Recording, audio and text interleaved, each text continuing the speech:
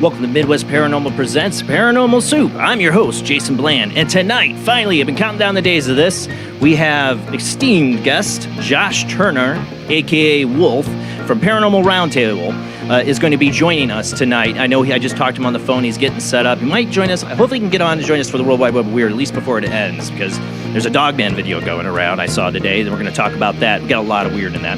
But Josh Turner, if you don't know, you haven't seen him, I'm sure more of you have seen him than you've seen me, is a host of Paranormal Round Table. But we've been talking for the last couple months, and man, we can talk. He's going to have a podcast coming out, I think, in November with me. It's probably going to be 3 parts. It was like 3 hours we talked. This is a guy I can talk to for like a long period of time. We're both very like-minded when it comes to the paranormal, and we've both had a lot of unusual experiences, but I'm jealous. He's had some Dogman experiences, some other weird experiences that like blow my mind. You know, you guys hear my experiences all the time. Well, we want to get into Josh Turner's experiences, and I know a lot of you might be new to this show, coming from watching PRT. Welcome. And yeah, I have people that have been watching this show. I want them to get to know Josh Turner if they don't know who he is, and I just got to talk about some of these experiences he's had tonight. So we got a lot to get to, and a lot in the World Wide Web of Weird. I kept changing out articles. I only tried to do 7 for Sunday show, and there's been so much weirdness. I mean, that is 2021 we're living in, right? It's getting weird, isn't it? Hopefully not scary weird, and it does seem that way. But we'll also open up the phone lines later in the show for you to join this conversation. Tell us about your experiences, because this is why I've been excited to have Josh Turner on. Me and him, we both love your guys' experiences. His show does this. People email him all the time. You can email me, you know. Jblandparanormalsoup at gmail.com. Yeah, you can email me your stories, but people email him some incredible stuff. And, we both enjoy your guys' experiences. So call in later in the show. We got a lot to get to, so let's go ahead and get rolling on into it.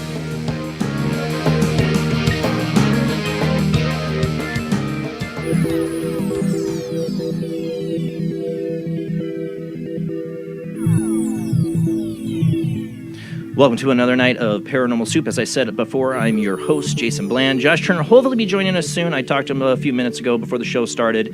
He's getting set up, so if I see him pop in the waiting room, I will throw him in here, because like I said, the World Wide Web of Weird, we got a Dogman article I want to get to. It just started going around today.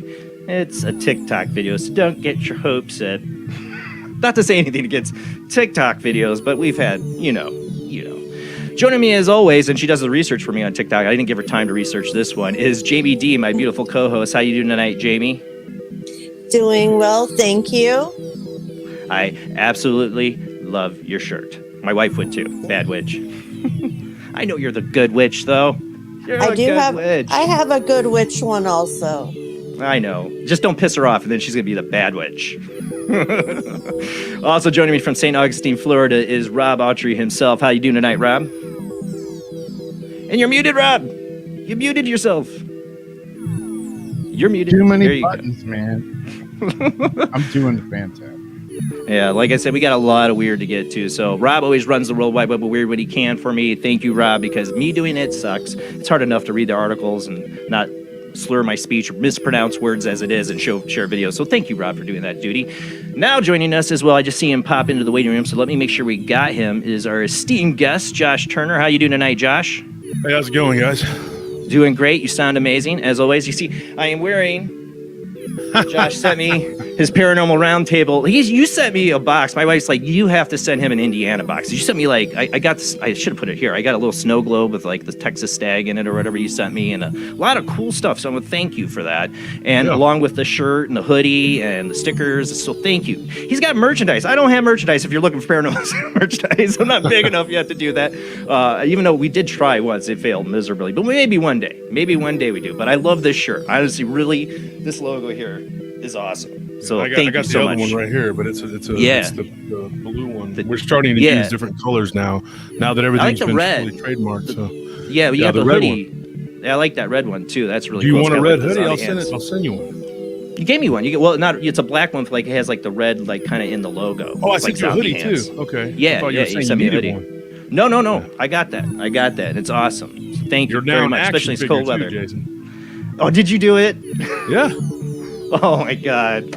You're like, that's like a childhood dream come true. You know that, right? Like, have you ever seen Big Bang Theory where they make the figurines? I'm like, yeah, I can relate to that. I would totally do that.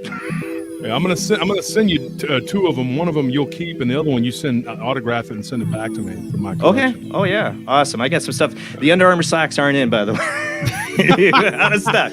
But I'm looking out for you. We got a lot to get to, Josh. There's a lot in the World Wide Web of Weird. So let's go ahead and roll into the World Wide Web of Weird.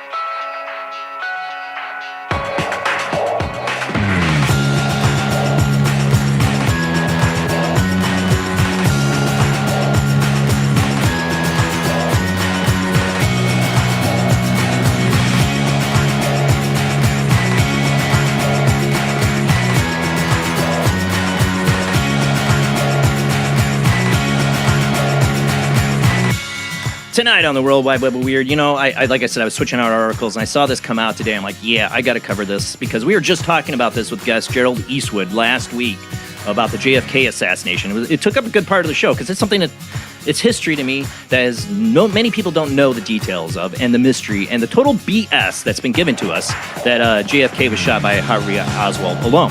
I don't believe that. And now the Biden administration, I'm sure with encouragement from the CIA, has delayed release of the JFK assassination files until nearly 2023 and blames, guess what? COVID! Yeah. For those listening on the Paranormal Soup Radio Network, we are a webcast. We stream out to Facebook, YouTube, and even Twitch, where you can watch, where we share videos sometimes and photos, and there's some good stuff tonight. There's a Dogman video. There's some of the stuff you guys might have seen, because it's been very viral, the ghost attacking the dog. There's stuff, a lot of good stuff. So if you want to come watch, otherwise I'll narrate as best as possible. All right, so first up, we got the JFK assassination files delayed by the Biden administration. Did you see this, Josh? Yeah. Yeah, Yeah, what's I've your always thoughts on had this? my own theories about the JFK assassination. I don't know if I should talk about it here, but because They're gonna come for you. They're gonna be knocking yeah, on your well, door. you never know. I mean, I've been You called know a what? conspiracy theorist, but I can't really talk much about it. This article from Blaze Media, and people are like fake news and whatever. I don't care. It's in all the mainstream news. I just caught this as the article. I'm not going to read it, but the gist is they were basically saying they can't get the National Archives together because of COVID to get the files together in time. I'm like, literally, how many years have you had now to get this together? Yeah, bull. And blaming it on COVID now, good. Oh, yeah. So what is it going to be in 2023? I mean, William Shatner just was saying on his live stream that we're going to have a major catastrophic event. What does he know now that he went up into space? I don't know. But, yeah, they just keep pushing it back. What do they know? You know, there's so much bullcrap. Seriously, they say because they have to make sure, certain military and classified things aren't exposed that can endanger national security. 1963. Now, what's in there now that could expose national security anymore? I mean, are we that archaic? Is there anything in there that really it'll expose criminal activity by the U.S. government? Maybe. There you go. That's it right there. Yeah. I would love to see the papers come up. I'd love to see, I would love for the Freedom of Information Act to start rolling out from researchers have been waiting for stuff once this gets released. But God knows they keep pushing it back and pushing it back. Even Trump did a little bit too. I'm sorry. Yeah.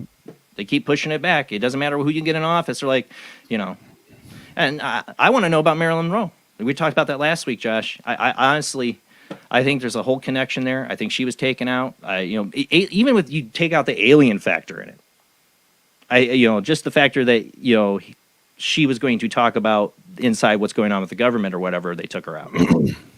Yeah, what she may have known from dealing with the Kennedys. Yep. Yeah. Robert and JFK. And I believe that there's two families in particular that have a lot to hide, and they've been in politics for decades. A long time. Politics and the CIA, hint, hint.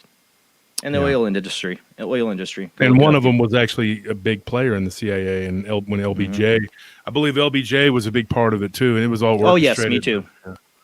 Go look up. I seriously, Josh, I have this young kid at my work. I call him a kid. He's like 22, 23. But I'm like blowing his mind with this stuff because he's been watching the show. He likes you, Rob, by the way. And he started watching my show, and I have blown his mind with this stuff. And I start talking about JFK. I'm like, go look at the Howard Hunt confession videos. He goes on his break and he's back there listening to it. I'm like, yes, yes. Open your mind. I can't help it. All right, we got to move on, though. So much good stuff in the World Wide Web of Weird. Now, we've covered a number of stories like this, and I know people like to laugh about these, but I'm actually seriously interested in these people's stories. Is a woman falls in love with the ghost of a Victorian soldier. It's the same, British TV show, I think, it does this that covers these stories, but I believe this woman believes she has this experience. Guests on the UK's This Morning TV show this week had a rather peculiar, otherworldly tale to tell. Of course, they're going to have this near Halloween. 38-year-old singer-songwriter who goes by the name Bacardi generated a great deal of attention and debate on social media after appearing on TV segment, which she explained that she was in relationship with a ghost named Eduardo. The intimate spook who claimed she had died after falling down a well at the age of 35, first visited her one night during a thunderstorm and quickly developed a close bond with her. And this reminds me, I forgot to mention this. There's a thunderstorm going on right now up here, so if I lose power internet, that's why. I almost forgot to mention that. Remind me. Thank you, article. A year and a half, the spirit has been around, and it's got progressively more intense. You feel like a breath of air going around your body. I feel like I'm being embraced. I feel hands surrounding me. And literally, I feel there's someone I have loyalty to. There's a possession there. It's a little bit loaded word, woman. Possession, you're right. See, Josh, I don't want to play. I can't play the interview, but in the interview, she talks about her experiences. I don't know how familiar you are with the entity case. Yeah, but the way the entity case started, right? The way the entity case, we've had Barry Taff on that investigated that. The way that entity case started out very like this. And then it got bad. Yeah, succubus. Exactly. Yeah. I mean, this is ancient. Having a relationship with one. That's so smart. That's what I'm saying. Like people want to laugh and joke about these things. I actually believe she's having this experience. Oh, I do people too. Are like, and I believe she's in danger. That's where me and her might disagree about her circumstance, but I believe she's having this experience. Nobody goes on national TV. I mean, yes, there are attention-seeking people, but really exposes themselves like this when it comes to something like this. And she doesn't want to be known as a nut. She really believes this, and I believe her. I believe she's having this experience. I just believe she needs to take a step back. You know, it isn't like, you know, Ghost and Demi Lovato, or not Demi Lovato, or the pottery thing. You know, it really isn't. No, you're gonna have a bad time. Go watch The Entity. Go watch. I had a friend that I went to high school with whose sister. I mean, it was very random too. We were all just hanging out, you know, like you know how teenagers, you know, we scored some beer and probably MD 2020 or something awful, and we were all just hanging around his swimming pool. And it was too cold to swim, so we were just in the backyard trying to be quiet because his dad was like, you know, veteran, didn't care as long as we didn't make a bunch of noise, you know. And his sister just very nonchalantly tells us that she was having relations with some sort of creature, or I say creature because the way she described it, she felt like hair and stuff like all over its body, and I was like, what? And she was telling us this. I was probably like 17. And I just remember thinking, you're literally freaky. Doing something with a demon. Yeah, that's. I mean, it's one thing to say, you know, he felt like Patrick Swayze. You know, it's another one. Yeah, that's not good. I had a girl tell me at first, and then it just, you know, she kept doing it. You know, I had this girl that was a really nasty piece of work in high school.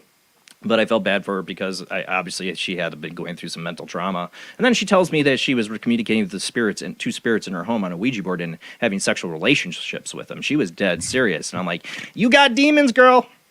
I'm just serious. I'm just saying. Yeah. That's a conversation starter. Hey, you ever had a three-way with two ghosts? Yeah. That's how she started the conversation. I'm like, inquiring minds really do want to know more, and I don't, because she was not very pretty. So it wasn't like that. But I was like, I just need to know how screwed up you are. Jason, you wouldn't help her exercise him because she wasn't pretty. No, I would. I would. I would help you, but you're not even. You need to be a 6. No, she was hot. So. If she was like good looking, it'd be like nice. like the South Park. No, never mind. Let's move on before everybody unsubscribes. Okay.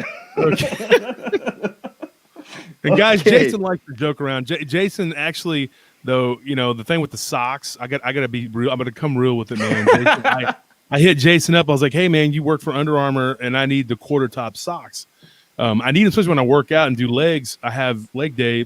My socks slip, you know. And so I told Jason, I was like, can you give me some quarter top socks?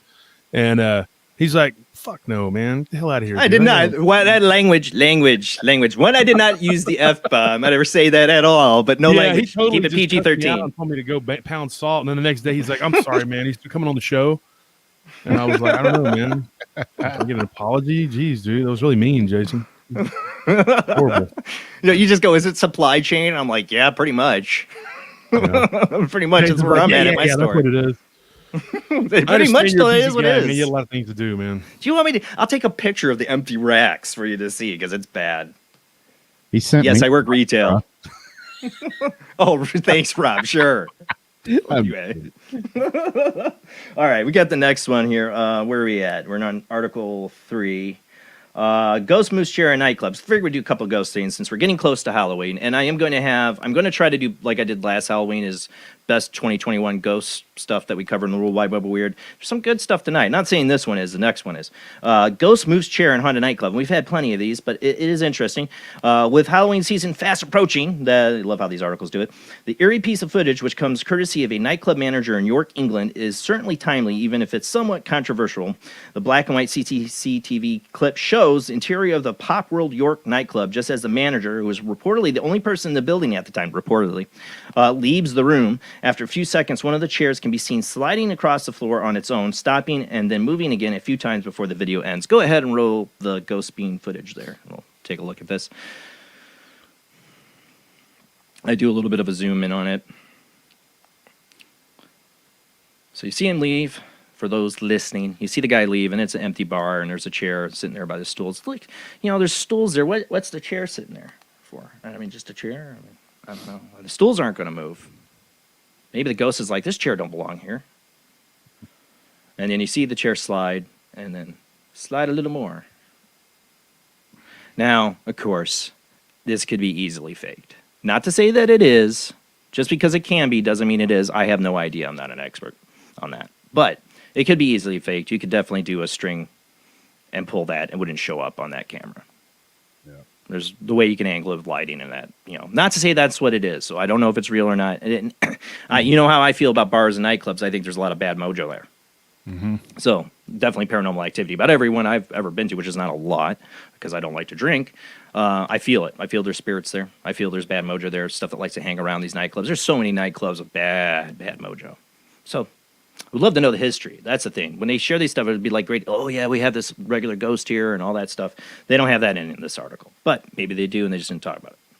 All right, we got to move on. Casinos also. Oh, yeah. Oh, yeah. I mean, they're rolling the elderly in with their social security check in hand. I mean, that's bad mojo right there. Okay, let's move on. Because we're going to run out of time quick.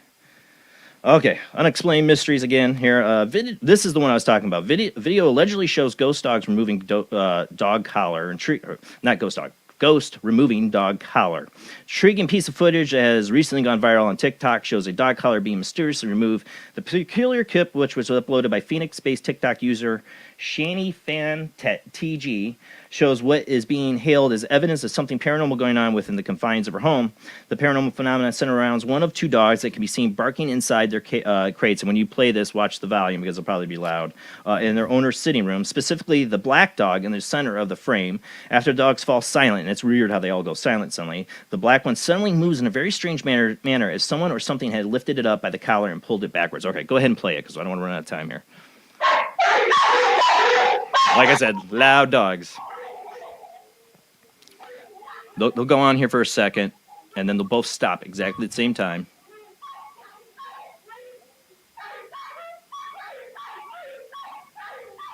They both like they're looking up at something. And then they stop. I thought the video froze, but I noticed the dog licks its lips, its tail's moving, so no video froze or clipping going on here. Now, watch closely, and I'll do a zoom in of it, but you're going to see the dog collar unsnap here in a second, and then something push this dog back and rip it off. That was our screen blinking, not the clip. All right, here's the zoom in. The ghost is like, shut the hell up. Watch the collar unlatches. See it? See how it unlatched on its own there?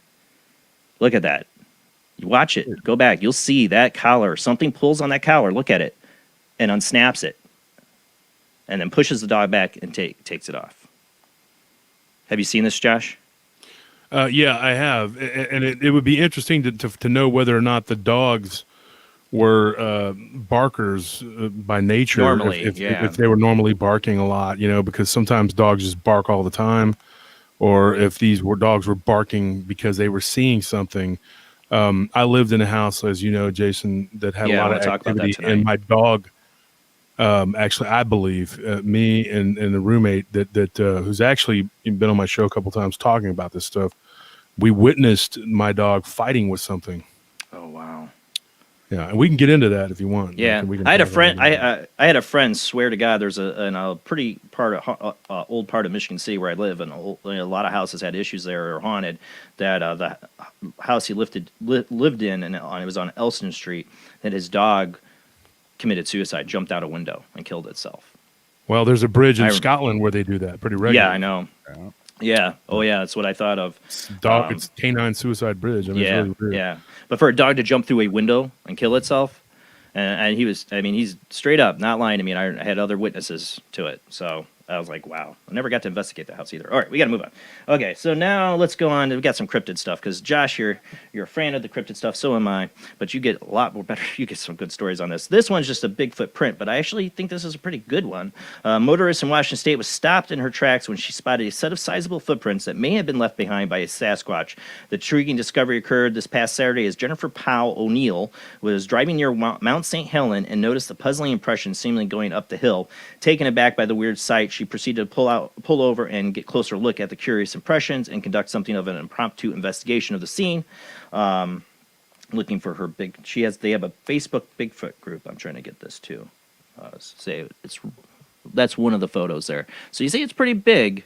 I'm not a track person. I'm no expert on that, but it does not look like a bare foot. Like from a bear. It doesn't, and it's hard You to see judge toes. exactly how big it is because it kind of fades away. It's her foot. It could be a smushed impression, but even if still, it would still have to be pretty sizable. Yeah, I can't get too much more in this. This is on Coast to Coast. Washington Bigfoot Society. That's it. That posted it. So you can check it out. They got a few other pictures. Though? I mean, let's see. I think I had it. It measured a 12.5 inches long. That's what the track did. The track did. Yeah. Well, that's like size. So okay.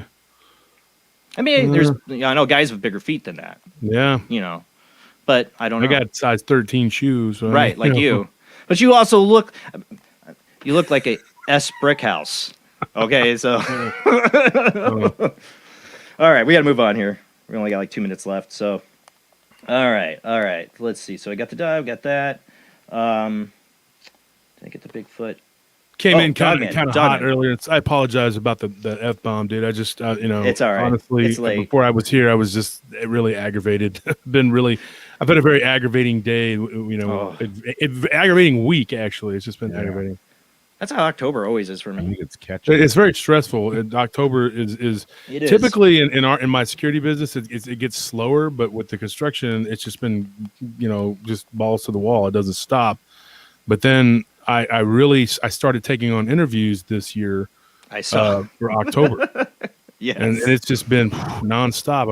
I was an interview last night and the day before, and so it's been just a lot. Once the floodgates opened, I just had to, and I enjoyed it. You told me it would happen. It's just very time consuming and tedious, and I love doing it, but it's just, and then I train too, and I got this one guy who I just want to beat up really bad, and I'm just, trying to get him to sign the waiver, man, so I can do what I got to do, because I box. I want to get to this one. Have you seen this Dogman footage that went out today? It's another TikTok, so don't get your hopes up. Go ahead and pull up. It's Article 6. We're probably going to miss out on Article 7 because we're running out of time. But this is on Coast to Coast. TikTok. A peculiar piece of footage circulating online shows a sizable and seemingly bipedal creature that some have suggested could be the infamous Dogman cryptid. A curious video which appears to show had been captured by a trail cam was posted last week by Bigfoot and Anonymous. See, it's the provenance and the anonymous that makes me hard to believe this. So go ahead and watch, and let's see what you guys think, because we're going to run out of time. Get rid of their capping music. There's no audio. And, of course, it's the blurry footage as much as possible. All we know is this black figure there, but then there's going to be a close-up. I'd love to know, is this CCTV? And then we get this. What is this? Give me the provenance. Like, everybody's sharing this around the Dogman stuff, saying, oh, look at the Dogman. I don't know. I can almost see like there's some coloration there, like that's a guy in a suit with a face mask on. No, we'll talk about that tonight. There's a lot of this, I don't know if there's a real good video of Dogman out there yet that I've seen. I believe people's experiences, but it's not. Seems like something people are going to get on video. I mean, depending on where it's taken too. I mean, it could look at where the ears are too. That's not correct. It doesn't look right. It actually reminds me more of the furry guy in the furry costume in The Shining, when they give you that one scene where they're like he's on his knees there in the bedroom. That's what it reminds me of. I don't know why. Well, that's it. The last article I'm not going to get to, maybe, but check it out. Maybe I'll save it for next week. But it's a great article. They had on maybe it was Coast to Coast. I can't remember. But it's about a guy who actually finds a missing boy, and he was instructed by God to find him. Unexplained Mysteries has it. Check it out. I knew we were going to run out of time with Josh here because me and him can talk. We can talk. We got to go to commercial break though, and when we come back, we're going to get to know Josh Turner. If you don't know him, I think a lot of you do. But when we come back, hold on, got to get the music. All right, guys. When we come back, also, hopefully we're back because my lights are flickering. That's how bad that storm's getting. If I do go away, that's why. Let's hope that, knock on wood. We will open up the phone lines later in the show. If you're wanting to call in, just hang in there. Hopefully, no power outages. We'll get there, but just hang in there. But I want to get you guys to know Josh Turner. He has lots of amazing experiences. We won't probably even touch the tip of the iceberg of tonight. But I do want to get into it with you, Josh, when we come back from the short commercial break. Sure.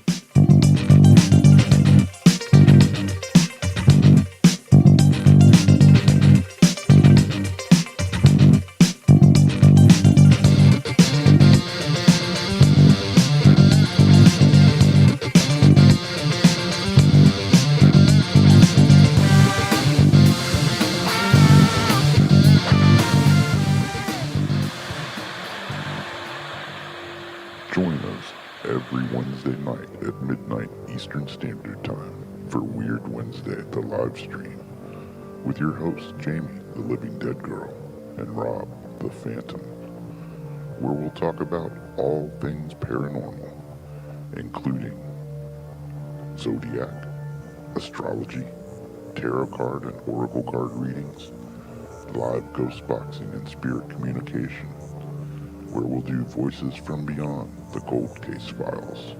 So we hope you join us live on Facebook and YouTube every Wednesday night at midnight Eastern Standard Time.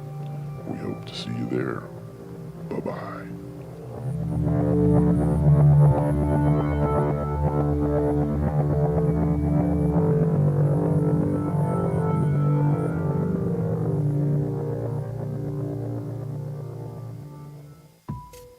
Since 1948, Fate magazine has brought you reports of the strange and unknown, all of them true.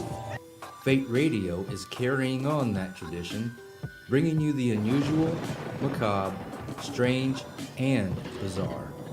Join host Kat Hobson Sunday nights from 8 to 10 p.m. Eastern on WBHM Digital Broadcasting.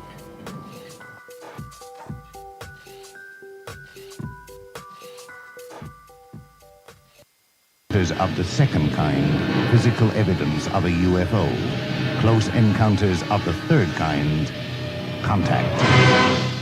From Steven Spielberg, the director of Jaws, comes one of the most ambitious and unusual films ever made. And what you will see has never been seen before. It's a cosmic mystery crossing what many scientists believe will be the next threshold of human experience. It is called Close Encounters of the Third Kind. It begins in an Indiana town and leads to one inescapable conclusion. We are not alone.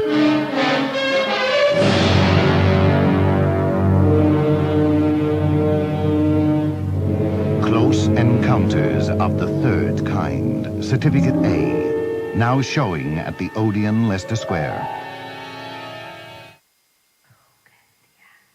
The international chart-topping, haunted horror of Haverfordwest has been described as terrifyingly real, a must-read, shocking and chilling brilliance, genuinely worrying, utterly frightening. Don't read before bed. Described as one of the spookiest writers out there, best-selling author G.L. Davies presents Haunted Horror of Haverfordwest. The true paranormal account that is shocking the world. Dare you enter? Dare you read? Haunted Horror of Haverfordwest is available on Amazon, Barnes & Noble, Kindle, and wherever books are sold. Pray you never have to live there. This is the sound of a space clock aboard a U.S. satellite 180 miles above the Earth. No one winds up this timepiece. It's powered by a tiny battery, a battery that delivers power for years without replacement. Now the same type of battery, the Duracell battery, can bring new reliability and long life to your battery-operated equipment. Radios, cameras, toys, all run far longer. Duracell batteries, the long-distance power cells, outlast any ordinary battery. The same type of battery that keeps space clocks running for years can bring long life to anything powered by batteries. Dura, as in durable. Cell, as in power cell. The Duracell battery, made by Mallory.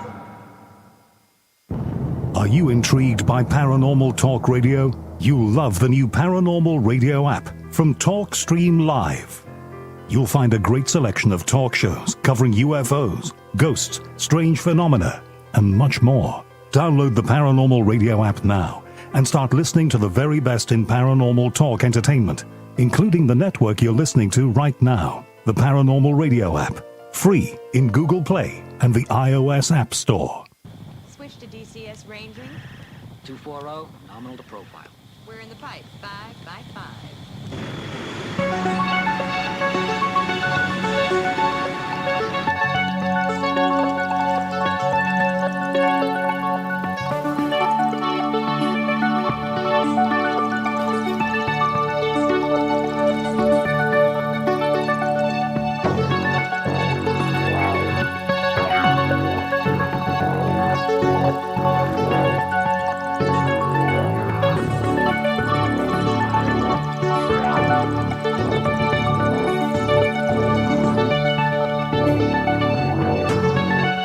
Tonight on Paranormal Soup, our guest is Josh Turner, as you've seen, or if you're just joining us now, Josh Turner is the host of Paranormal Round Table.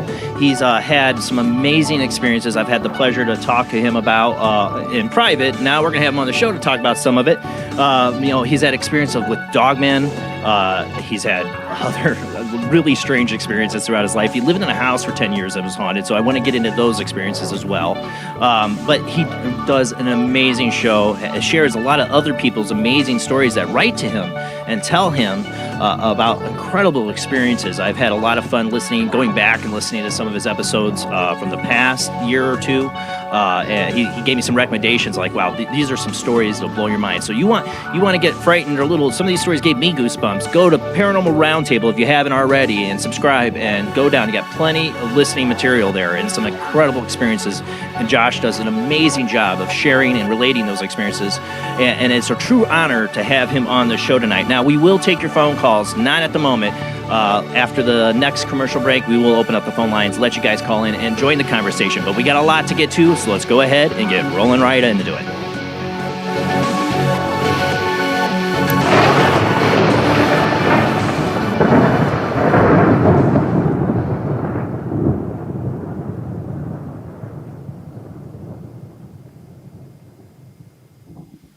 So, Josh, now I know we've talked about your experiences, but I really want some of the people that might not have heard you before to hear some of these experiences we've gone over. And some of it I haven't even heard. I'm still amazed when I listen to your show. Like, I think I listened the other night, and you guys talked about an incident with, like, a reptilian man in a bar. I was like, what? I was like so into that. I was like, why would we get into that? That's incredible.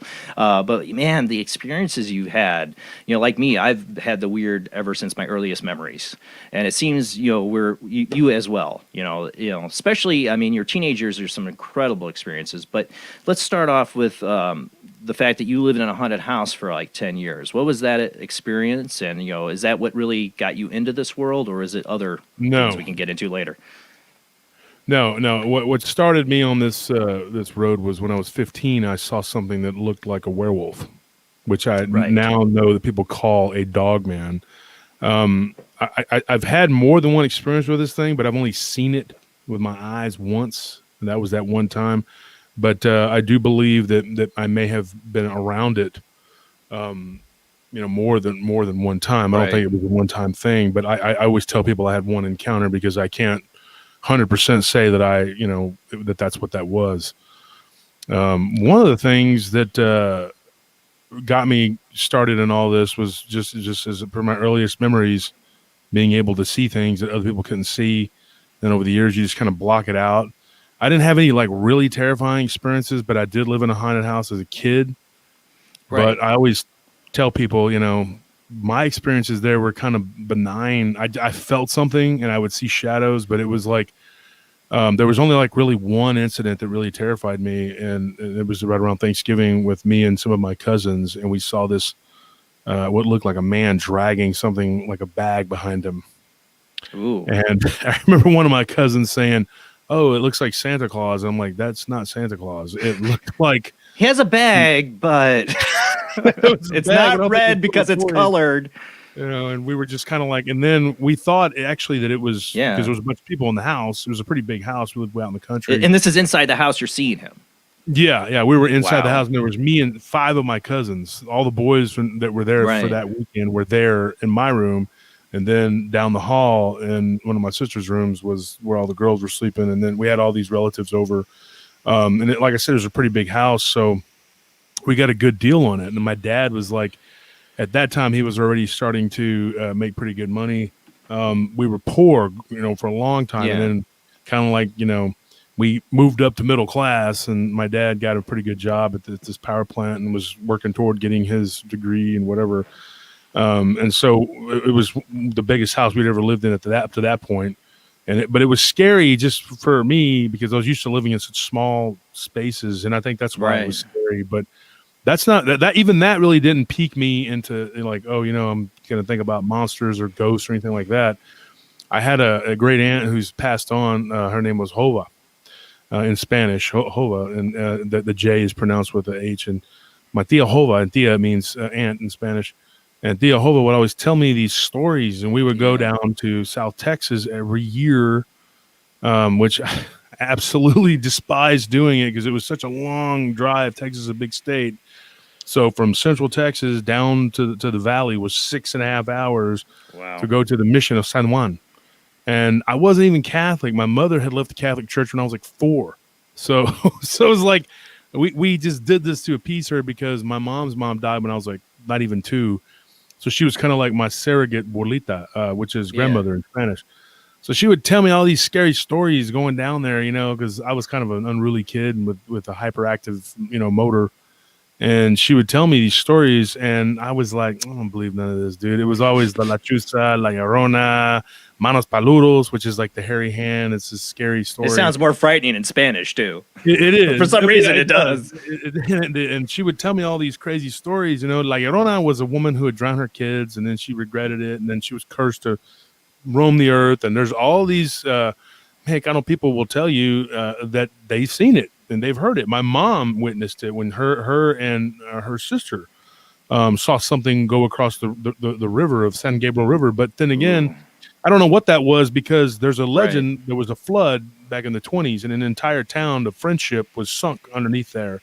And so there was a woman that they say was there's 2 different stories. One, that she was jilted on her wedding night, and so she drowned herself in the river.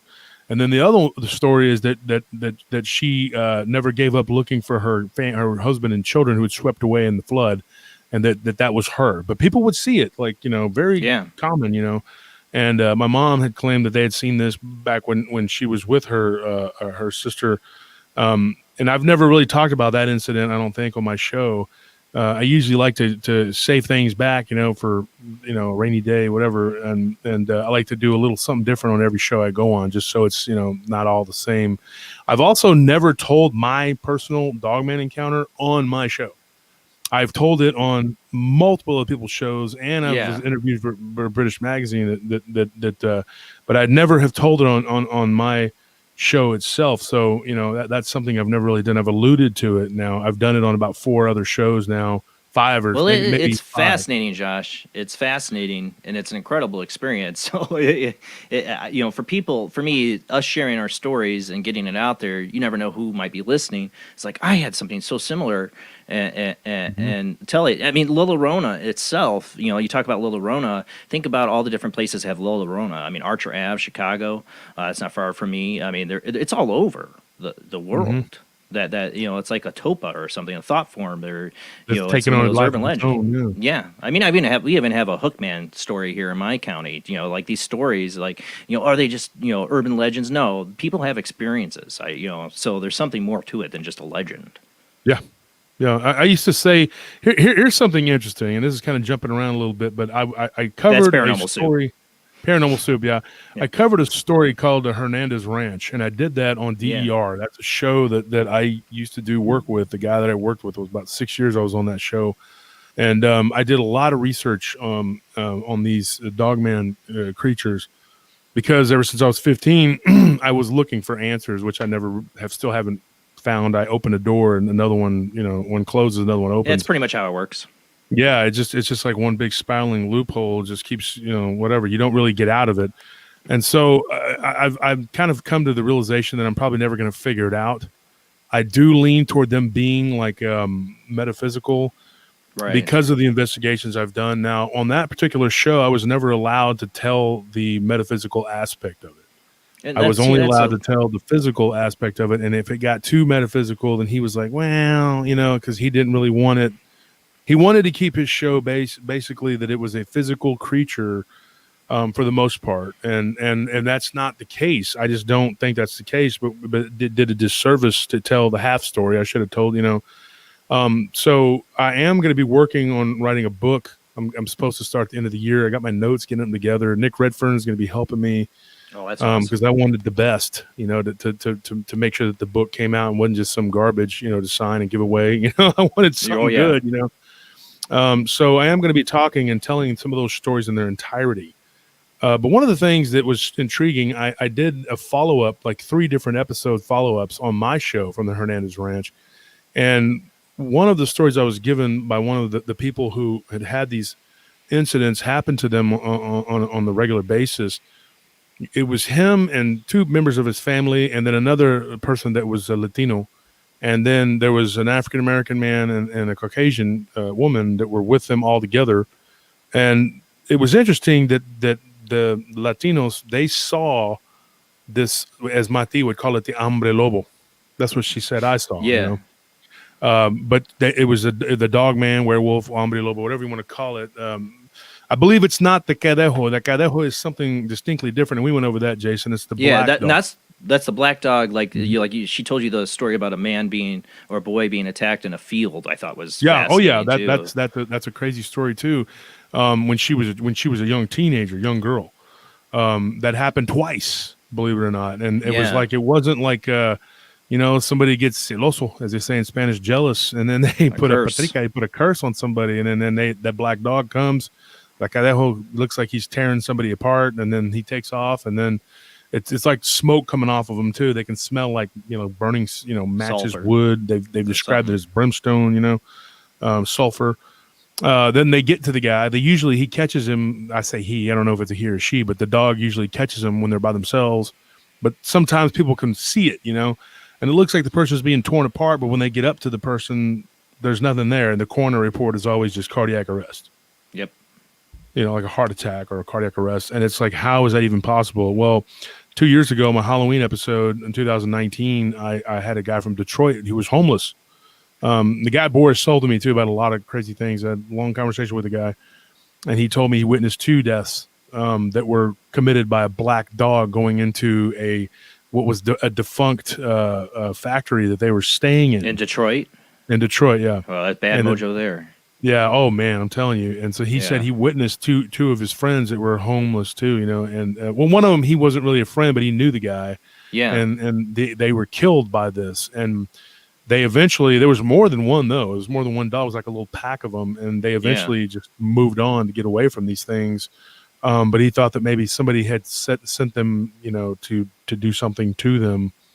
But they were they go after certain targets. You know what I mean? Well, what easy targets are homeless people? Well, you never know what they did or what kind of money they owed to who they owed it to, and who knows? They might have just been, crashing there to try to hide. Because he was saying that one of them, he was pretty sure actually wasn't homeless. He was just staying in there to try to. He was probably hiding. So somebody used some sort of black magic to get to him, and they did.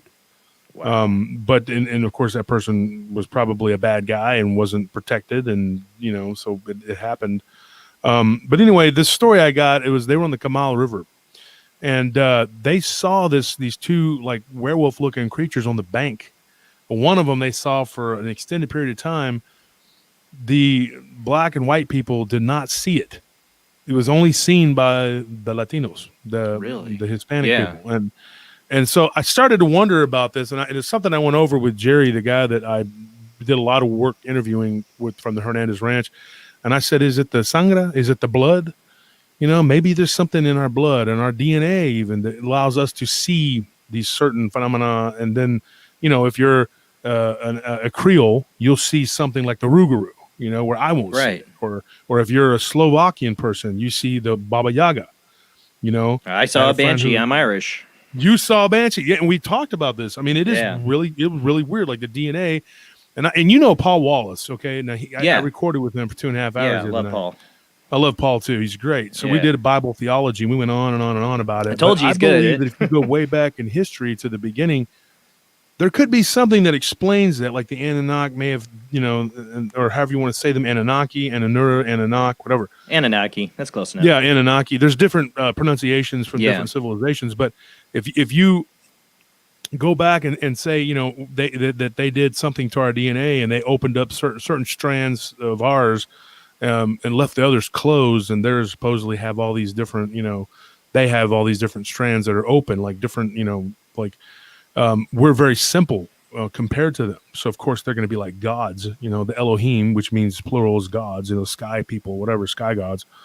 And so I think that people get that confused, with the big G, and me and Paul Wallace went over that. Well, who's to say that our creators or whatever, didn't actually design us that way, and so certain blood types, certain, whatever, opens up certain pathways that you can witness these things. Because if you were to do peyote with someone who's a Native American, they can handle it a lot better. And I've done this. Okay. Right. They can handle it a lot better than a person who's a white person or a black person. They just, they don't have the same responses to certain chemicals, drugs, certain races are prone to. They've been doing it for generations. Their genetic line has. So they're genetically modified to do that. So I believe that there's something in there that, like, why do certain people see certain things and others don't?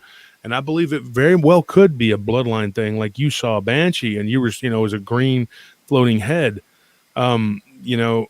It boggles the mind. And then when you think about how Irish you are, you're like, well, that could be it. Now, I did a story called, I think Anthony named it like the evil leprechaun in the closet, or I don't know. Ooh, I got to find that one. Hey, Anthony, what's that leprechaun? We called it the leprechaun. We didn't know what it was, but I mean, nobody calls me and tells me, hey, I saw a leprechaun, but they'll tell me something that they saw, and I will go, okay, this is what I think it was. What was it? He looked like the guy in that cereal box. You mean a leprechaun? No. Vicious little leprechaun in my closet or something like that. But anyway, oh my God! When I did a deep dive on it, I found out that one of the girls it was her daughter. It was two women living there, and then the part-time one of them's boyfriend would come and go, and he was a dirtbag. But anyway, the other girls, like when I was trying, the reason I say that is because when I was trying to interview them about this and trying to get to the bottom of it, he kept like poo-pooing it and telling them, it was nonsense and it wasn't happening, and telling the kid that she wasn't seeing what she was seeing. And I was like, I finally told the dude, I was like, look, dude, okay, you're tainting this. I'm trying to figure out what's going on here. And then, he just was being unruly, but the kid was seeing something. Now, when I did the deep dive on there, I found out that they were Irish, very Irish. Yep. And they were 3/4, and so if it, she said that this creature had a cane, like a little stick, that's a shillelagh. You're thinking that's, and so my brother and a couple of our other friends from the old days were kind of involved in this. And it was because one of the girls that was staying there part-time, because it was a pretty big house, and it was really weird the way it was built too, was dating my brother. And so we went over there, and it was a party house, really not an environment for kids, dude, really, and I told her, I said, you got bad stuff going on. You got your kid over there asleep, whatever, so yeah. And and her mother drank a lot, and basically like an alcoholic. Bad mojo. I gotta be honest. And so she eventually went and got help and got rehab, and it actually took. And so as far as I know, I haven't seen her in a few years, but as far as I know, she cleaned up, and her daughter's now an adult. And I saw her daughter working at this wing place. I forgot the name of it. A Pluckers. It's called Pluckers here in Austin. I forgot. Really good wings here in Austin. But anyway, she came up to the table and she was like, oh, and of course I'm old as hell now, and excuse my language, but I'm old, and I'm going like, I remember her being a kid, Yeah. And she's like, you don't remember me, do you? And I was like, and she remembers that little demon. She called it like a demonic troll, and so anyway, the whole show, the story is on there. So you get all these weird things that happen that I believe have something to do with the blood, because one of the stories I'm going to talk about when I do the next round with the Hernandez Ranch, which is going to be Jerry's stories, the updates on his stories, was his daughters were looking out the window, and this thing popped up in the window. To the one girl, I think it was a younger girl, it looked like a shadow, like just a shadow. But to the other girl, she could see absolute details, dude. Like it looked like a giant wolf's head. Ooh. Why is that? Now, is it the ojo dotado that we talk about in Spanish, that she had it and the other girl didn't? Or I don't know, because I mean, it's weird. My wife's encounter that she had in the Mojave Desert when she was a child, and moved into a house, and they were playing with a planchette, not the Ouija board, but they found a planchette, not knowing what it was, and they were like, oh, what is this? And they were playing with it. There wasn't a Ouija board or anything, but it was somebody that was there before and left it behind. Well, this werewolf-looking creature enters into their bedroom, and I've talked about that before. It's really weird. And the fact that I saw I had my encounter on Halloween night has never escaped me. I've had some clowns try to tell me, "Oh, you saw somebody in a suit." I'm like, "Yeah." In a town with 10,000 people, okay, a sleepy little town like Taylor, Texas, somebody's going to be hanging out at midnight on the corner dressed in a suit, and they just happen to be 7.5 feet tall. Right. I'm like, yeah, that's what happened. I saw somebody in a suit. Actually broke a dude's jaw for saying that one time, man. Just got tired of it. And I was just like, dude, you know. You Buzz Aldrin him. Yeah. Did a Tyson Fury on the moon. Because, I mean, I got picked on a lot. And not picked on like I was, because I was a tough kid. But I got razzed by the guys on my team and everything. They were a football team. They're like, oh, yeah, you saw a werewolf. Yeah, okay. And they were teasing me. Well, the guy that I was with that saw it with me, it was my best friend. He didn't talk about it a lot because he was like, oh, man, I don't want to invite a curse on me. It was like his mother thought it was Diablo, and he's a Latino. It's like Lord Voldemort. You don't say it out loud, right? You don't talk about it. And now he's a preacher in my hometown. But he's told my wife, he's told my brother, his mother before she passed told my brother and a bunch of my friends. She just told them, look, I'm going to tell you this one time. She's like, this really happened. And she told them, and they quit, the teasing, whatever. But over the years, I collected a lot of stories, about a dozen really, really crazy stories from this, incident, that happened to me. It just opened up a door, and until I was about 18, there wasn't a lot of ghost stuff. I'd have like little stuff happen here and there, like my friend's house that I saw the Dogman with.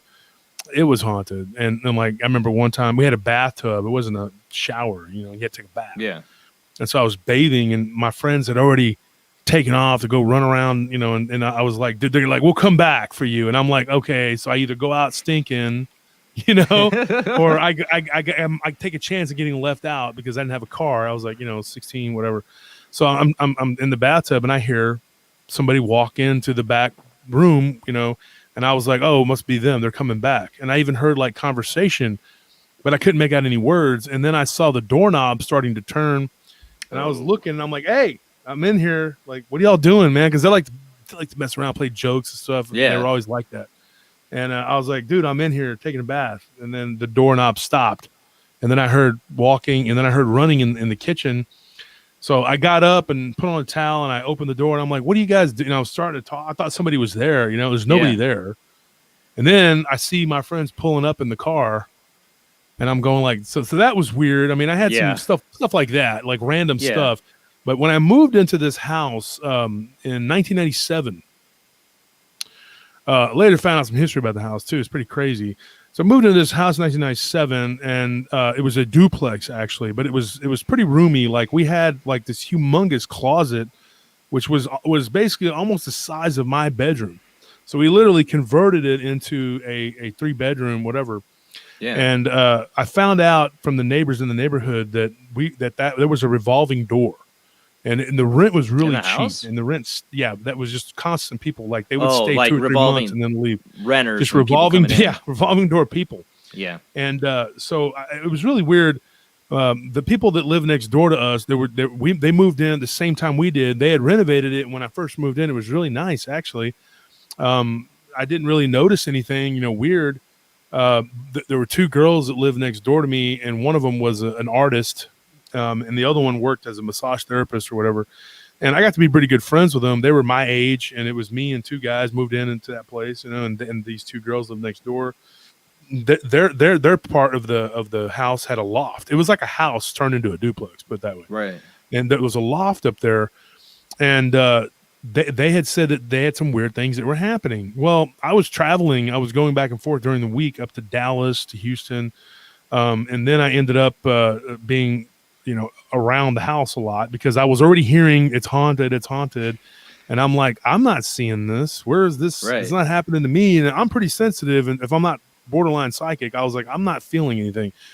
But I did have a weird nightmare the first night I was there. So, but I wasn't there very much. So after a couple months, I thought, okay, these people are from the bar. They're from a nightclub that we worked at. I worked at on the weekend, and they were, and I was working for a delivery thing, during the week. Well, I figured they were, they were partying, they were drinking and smoking, and that's why they're seeing stuff. Cause I just thought that, and so eventually the first thing that I really saw that I can remember, like really freaked me out, not like little piddly stuff. I saw some weird little stuff too, but I was sitting there watching a baseball game or something. And then I saw something go like that, in the hallway, and I was like, what the heck? And then, Then I'm watching and I see it go back again like that. And it's like dark, like a black, like a shadowy looking thing. And I talk about this on the early episodes of my show. My brother comes on there. My friend Scorpion comes on there. And then Loki was on my live stream on Tuesday. That was Loki. He talked about it. Yeah, Loki was, a chief. Chief came on the show.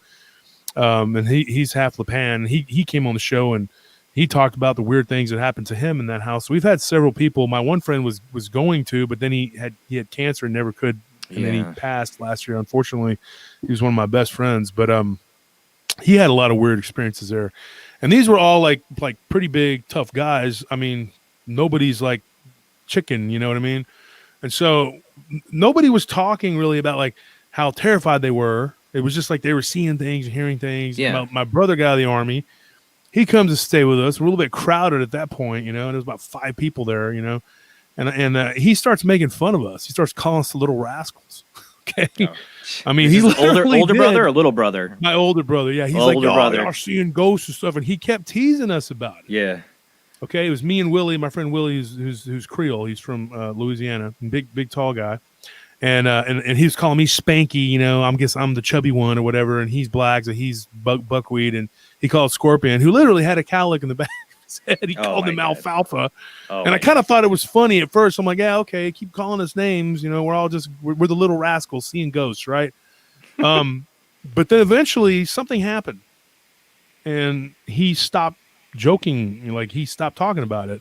And so I was talking to Willie and I said, Willie, have you noticed my mouthy brother hasn't been talking, hasn't been teasing us, making fun of us, calling us little rascals lately? He goes, yeah, I noticed that. And I was like, I wonder what happened. He's not going to tell me. So I told Willie, I said, can you get it out of him?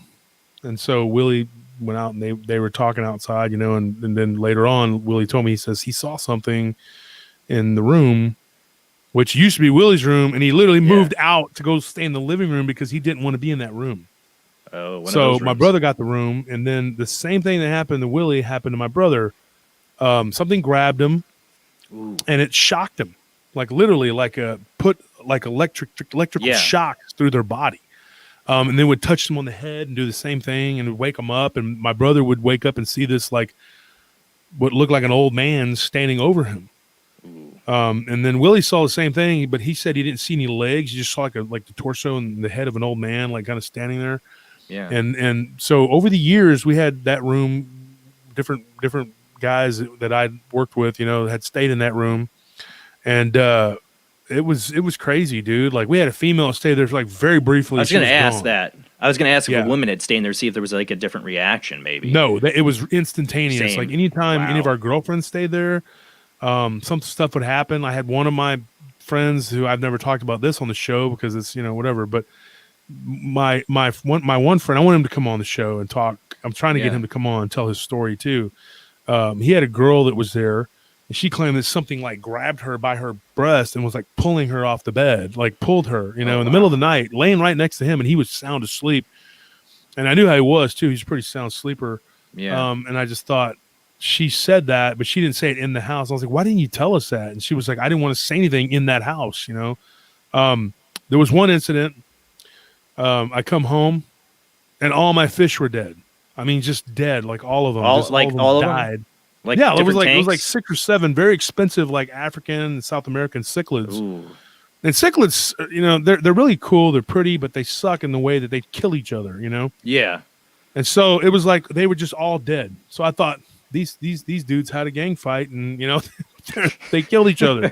But I go and I look, and I'm examining one of them. I pulled it out, I was looking at it because these were $30, $40 fish, 1997. I mean, dude, come on, man, that's money, Yeah. And so I was sitting there looking at them, and there was nothing wrong with them. What I did notice though was that the aquarium was hot. Yeah. I felt the aquarium, and I was like, dude, this thing's warm, and so I thought, I mean, it's a weird thought, but you're thinking, what happened? What if maybe the aquarium got really hot and they died?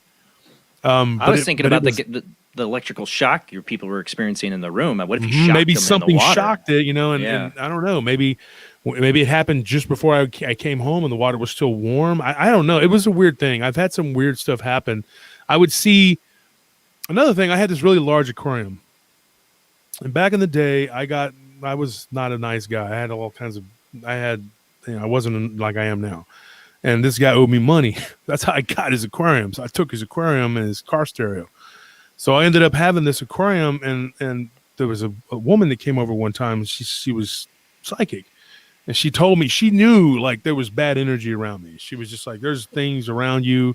There's stuff that's in this house." She goes, "There's stuff with that mirror, which was there when we moved in. We couldn't. I told you about that, Jason. We couldn't get it off the wall." And then she goes, "And you're taking people's things, that owe you money and stuff." And I'm like, "How does this woman know all this?" I'm starting to get aggravated. She I'm like, nailed you on that. But she said, "Nobody has to tell me these things. I already know these things." And she proved her ability to me. She actually showed me some things about myself. And I'm like, wow, she knew stuff. And I'm going like, okay, I believe you. And she's like, well, you need to apologize to the guy the guy that I took the aquarium from, his name was Butch. And I said, I don't want to apologize to him. He's a jerk. And she says, it doesn't matter. You need to apologize. And so I did. And we made up, and we actually become friends. We're still friends, as far as I know, we're still friends. I haven't talked to him in a couple of years, but we patched things up and we hung out, and bygones be bygones, whatever. But when he would come over, he'd always look at that aquarium. And one day I told him, I said, if you want it back, you can have it. You know what I mean? He goes, oh, no, I've moved on.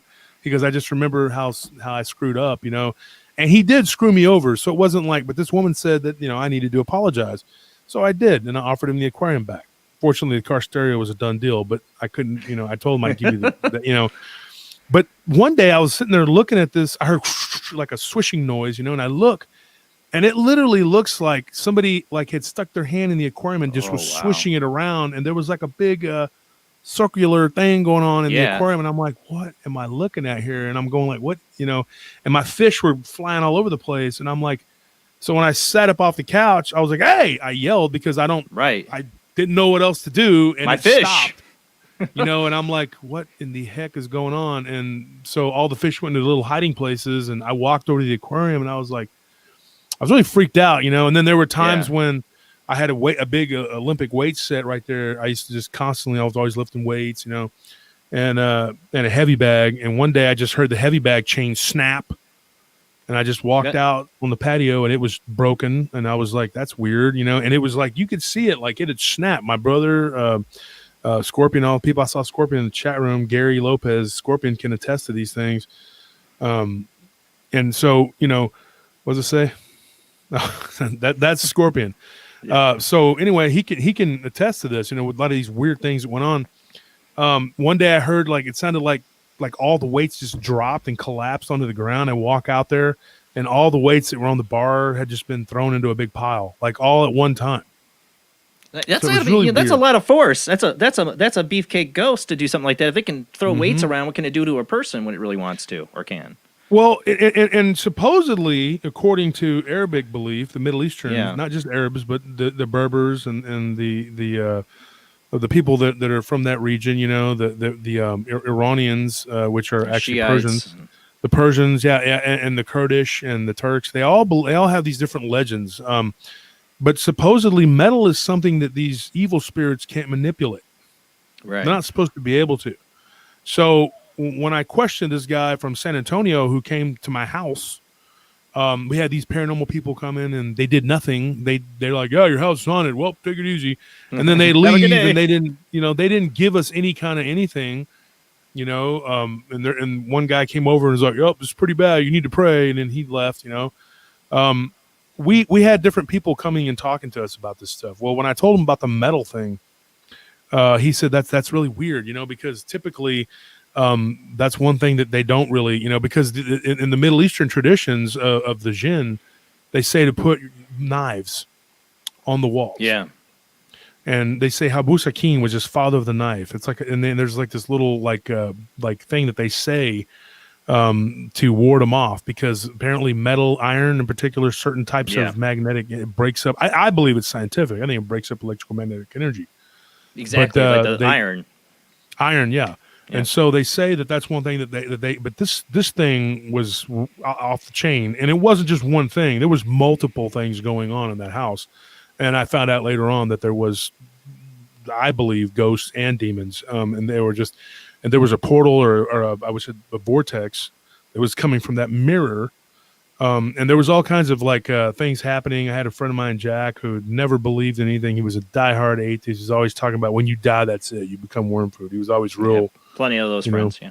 Yeah, and he walked into the bathroom in the hallway, and he looked over, and he saw an old man who many people claim that's my brother's stepdad. Now, he had, like, we have the same dad, different mom. Yeah. And my half-brother's stepdad was an alcoholic real bad. And supposedly, when that my brother had claimed one time that he thought he saw him.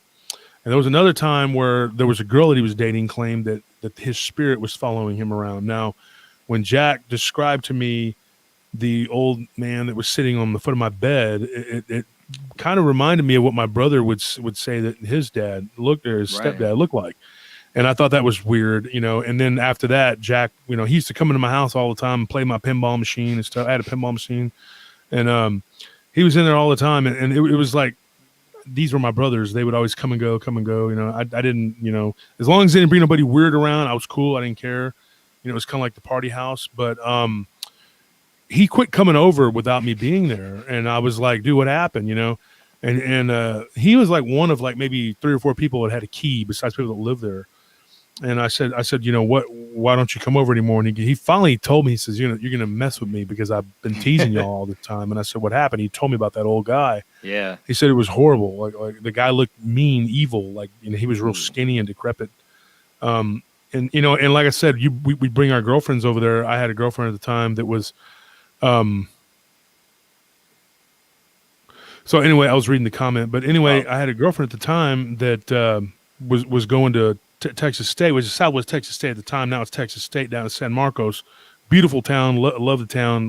One of my favorite places. The corridor between Austin and San Antonio is just cool. The Bronvilles, San Marcos. It's right there on the river. It's real pretty. But anyway, she would stay at my place sometimes during the hours when I had to go to work, and she was only working I think 4 days a week at the club, which was like Thursday, Friday, Saturday, and Sunday or something, and I had to work the other 2 days. So she would come and she would study and hang out, and then we would drive back to San Marcos in the morning. I'd drive with her. We'd eat breakfast, and it was kind of like a little thing we did, and then she'd go to school, and I'd stay at her place for a few hours, and we'd hang out, and I'd go home. And so that went on for about a week or two. And what's really crazy is she saw something walk by the window in the front yard. That didn't stop her. Like she was freaked out by it, and she told me about it when I came home. She was like, I saw somebody walk by the front window. I don't know what that was. I was like, what did it look like? And she described this guy. And I was like, okay. So I was like, I've heard this before. This person, described. And she goes, and it was weird because I thought he was walking toward the front door, and I waited for a knock, and I didn't get one. Ooh. And she's like, I kind of looked, sideways through the window, and you could kind of see, and she's like, I don't know where he went. So it kind of freaked her out, and I think she thought it was just like some random guy walking through our yard. But what I knew was something completely different, and I didn't tell her that day until something else happened. And then I told her, look, I'm going to be honest with you. This house is haunted. She's like, yeah, I figured it out. Well, I don't want to scare her off, dude. You know what I mean? And so I remember the guy that she described was this guy with like, I think it was like sandy blonde hair. Well, here's a weird thing.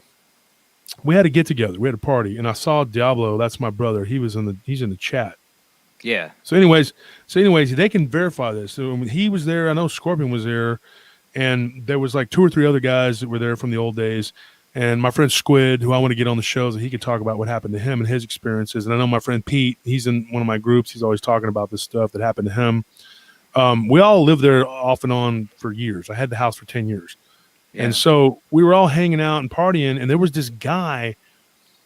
We call him the James Dean Ghost because we don't know what the heck, he was dressed like, like the movie The Outsiders, dude, like the Greasers, you know what I mean? Yeah. He had like sleeves rolled up. That's what I'm picturing.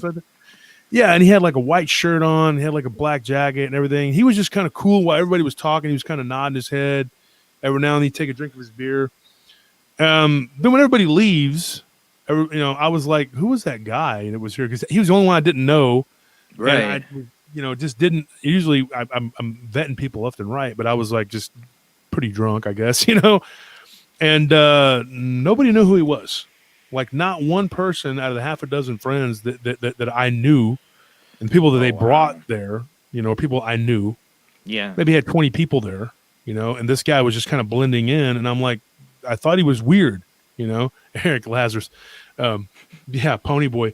It was weird, dude. It was like, I asked the question. I went around the horn and I told Squid, I said, do you know that guy? And he's like, I don't know who that. I thought he was your friend. I thought he was, and then I asked, Loki, I thought he was your guy. And then, everybody was like, I thought he was your friend. I thought he was, he didn't come with any of us. None of us Ghost knew who party the heck he was. crasher. And so it was like he was just there. Wow. And I remember him like walking outside and then not coming back in. But I thought that there was somebody out there that went to smoke with him or something. Right. And so I went and I asked the one person that I remember smoking out there, which was my friend Chad's girlfriend. And I said, did you talk to this man? She said, yeah, I did. She's like, he talked like, he was from the 50s or something, he was just, maybe he was like into rockabilly or something, Yeah. And I was like, I think he was a freaking ghost. And she's like, yeah. What? And I go, I think he was a freaking ghost because nobody like knew who he was. He was just in the house. And then somebody, a friend of mine's brother, had come and stayed the night when he was coming down from Dallas. He drove to San Antonio and he was driving back through. He said, hey, can I crash? I said, yeah. And I let him sleep in the room because my brother was out of town. I think he was like in Houston or something. And so that guy tells me that he saw some other guy walk through the hallway and he described that dude. Oh, wow. And I'm going like, who is this guy? Like, where, like, I never saw him again. I didn't see him before that. It was just like a one-time thing. And none of my friends saw him again, except for that one guy's brother. And that was it. I mean, it was like, that was it. No more.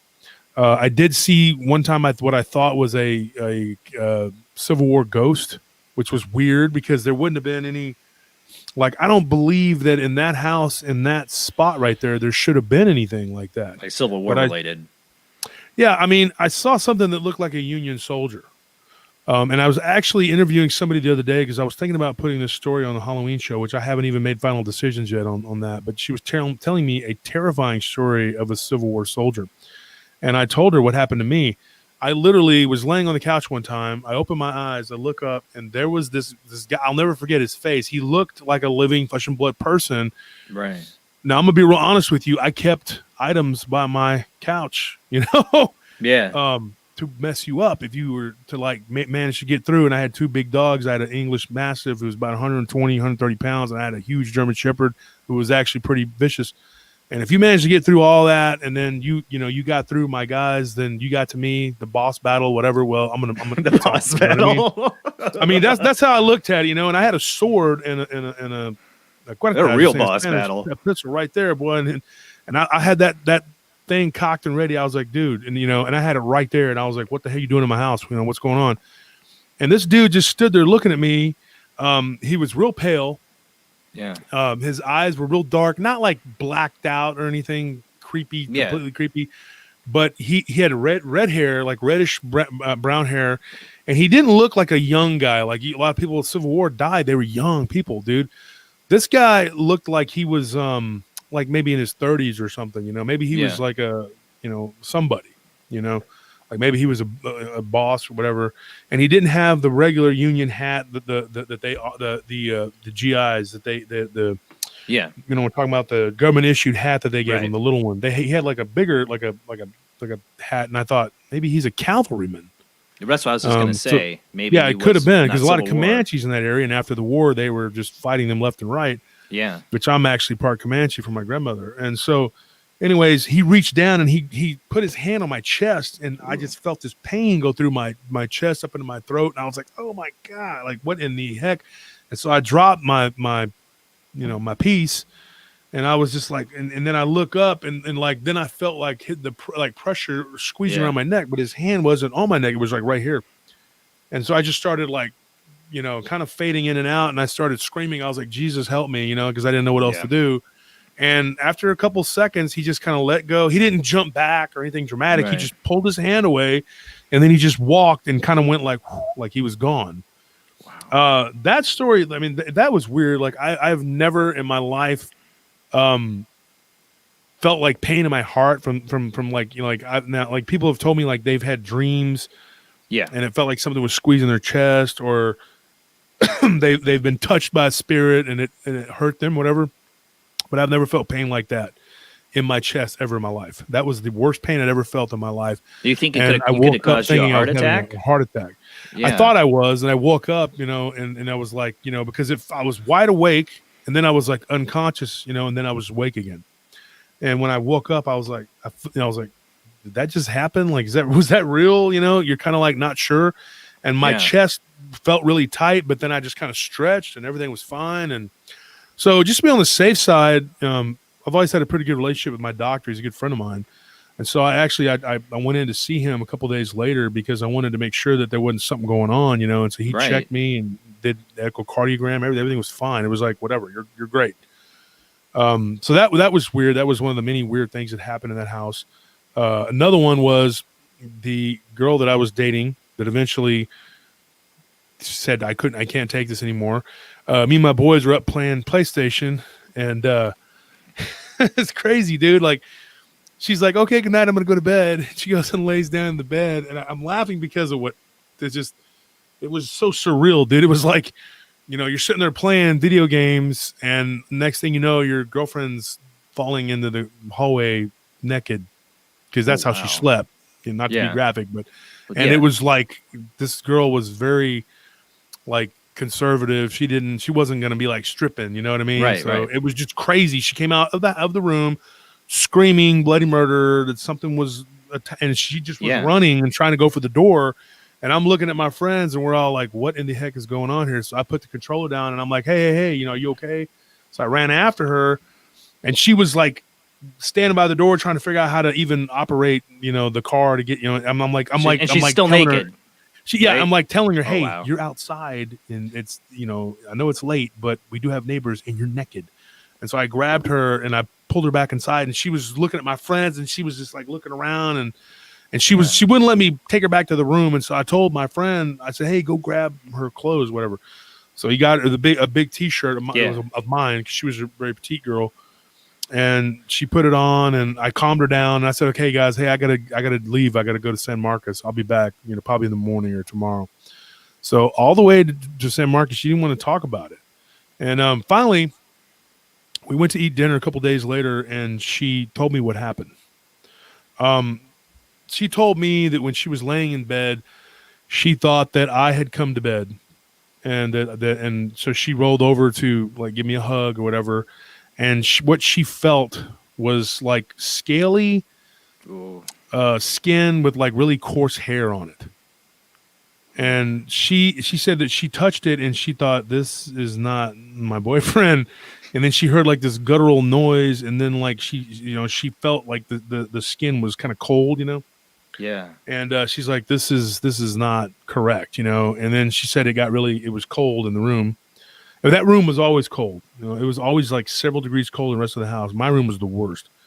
And so she was getting ready to scream, and then this thing rolled over and like grabbed her, like just put its hands on her. She said she could feel like these rough hands with claws, and they dug into her. And as she got up and tried to, you know, it was already screaming, but I guess we were playing, you know, whatever. And I think one of my friends heard it, you know, but he was kind of like, we were just in the middle of a game, you know, and, you know, so there was screaming and commotion going on before she busted out of the door and fell into the hallway. And so she said that it grabbed her by her ankle, like by her lower leg, and kind of tripped her as she was falling off the bed and was grabbing her. And she looked back, and she like was trying to kick. And what it was kind of fading. It looked like she could see it, and she couldn't, you know, because it was dark, but it looked very reptilian-like. And she got up and was able to get to the door and get out, you know, and she said that she felt like it was right behind her. And then when she fell, it was because it shoved her. So we were seeing her fall, which is a long ways. Like the hallway is not like just it's not like 1 or 2 steps. It's like several steps, you know. So she must have gotten flung. I mean, she kind of hurt her knee a little bit. That was it. No real damage, but she did have, and of course this is back in 98 or something like that. Yeah. Or 99. I can't remember what year. But she did have an abrasion on her lower leg. That's what I was going to ask. And she took a picture of it, but I mean, it's lost to time. I don't talk to her anymore, and I haven't for years. And I kind of avoided for years. I had to kind of avoid that town and that school because I dated like 4 different girls from that town. And so if you're going out, you know, you might run into one and be like, "Oh, you remember me, butthole?" You know, and I'm like, "Oh yeah." Yeah, because there was one girl I actually just dated for a little bit, and I thought it was just like a no big deal, you know, like we went on a couple dates, you know. So I go to like Joe's Crab Shack with this girl that I'm telling you about, and that girl's my waitress. And I thought, "Oh, hey, what's up?" I thought we were cool, you know, and she was just like, as soon as I went to the bathroom, she's telling her what a butthole I am and how I never talk to her.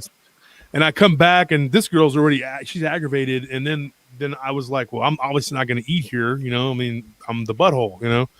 And so when we were leaving, I was like, "What did I do to you?" And she's like, "You never called me back." And I was like, "I thought we just kind of dated a couple times. I saw you at the bar.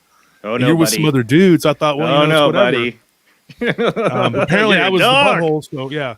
So that made me like not want to go eat dinner in that town. I can tell you that. I wouldn't care. Joe's Crab Shack. I'm eating my Joe's Crab Shack. You can stalk at me over there. It's like my favorite restaurant that went away. In it though, Jason. Yeah, I didn't think that far ahead.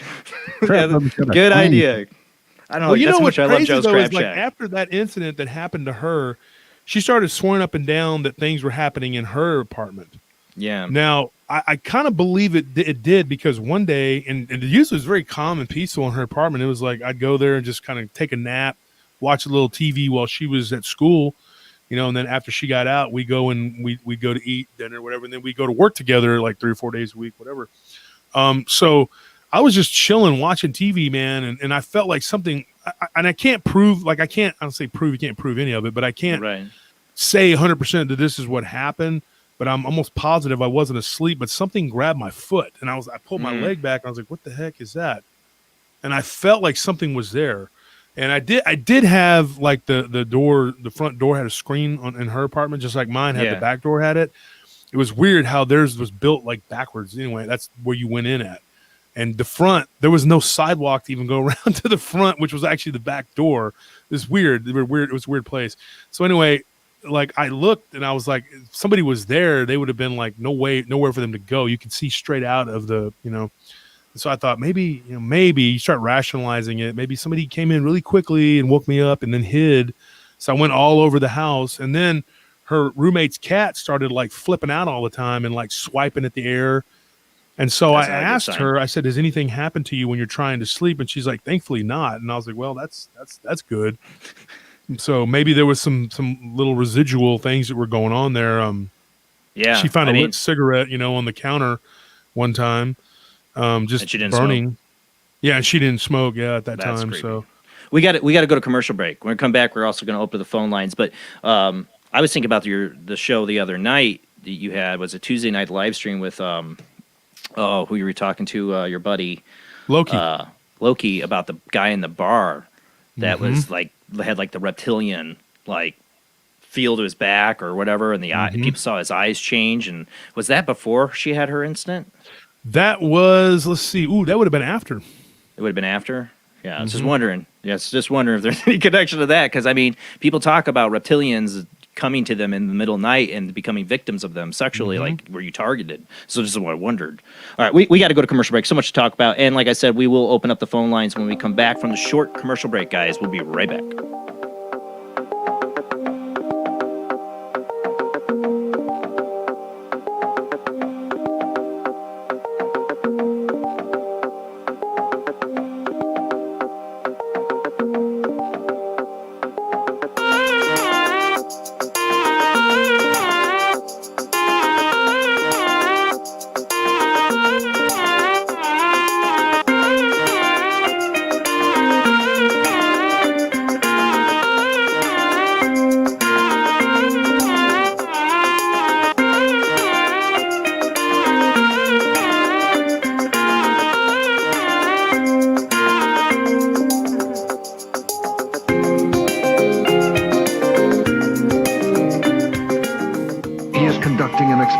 Into the combined effects of sensory deprivation and hallucinatory drugs. The subject of the experiment is himself, and the experiment is out of control.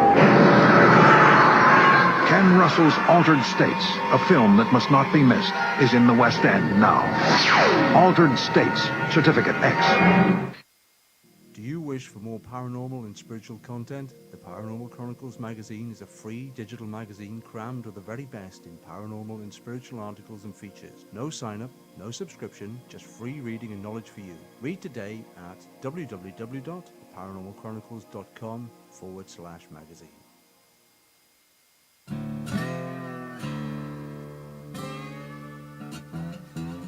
Oh, come on. I'm Southern, but... nope. That'll do. Hello. I am Kat Hobson, host of Paranormal Experience here on WBHN Digital Broadcasting out of Birmingham, Alabama. I enjoy having guests from all areas of the paranormal, from ghosts to ufology to cryptids and beyond. You'll find some of the best researchers in their fields bringing you some great information. Join me on Wednesday nights from 8 to 10 p. Eastern here on WBHM Digital Broadcasting.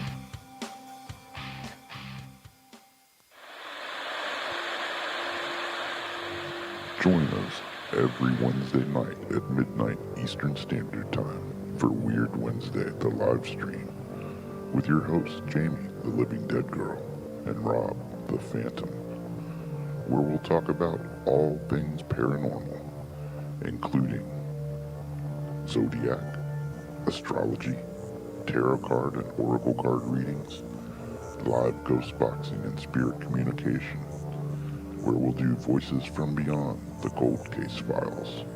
So we hope you join us live on Facebook and YouTube every Wednesday night at midnight Eastern Standard Time. We hope to see you there. Bye-bye.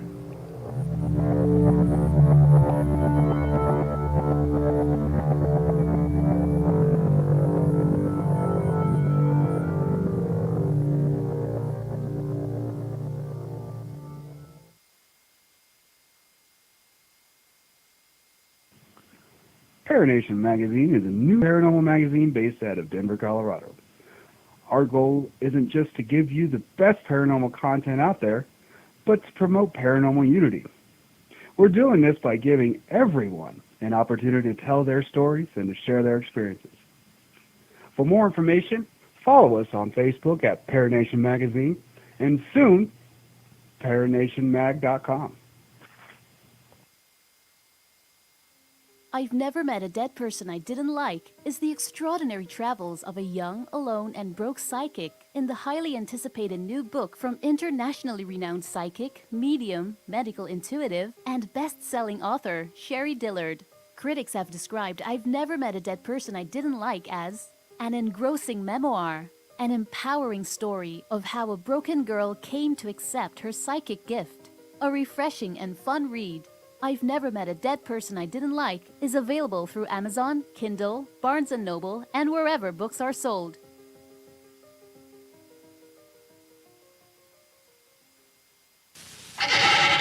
Edgar Allan Poe wrote Spirits of the Dead with a pen dipped in warm blood. You will see the ultimate in terror with this important all-star cast. Brigitte Bardot, Alain Delon, Jane Fonda, Terence Stamp, and Peter Fonda in Edgar Allan Poe's Spirits of the Dead. Only Poe's demented genius could bring to the screen such horror and evil.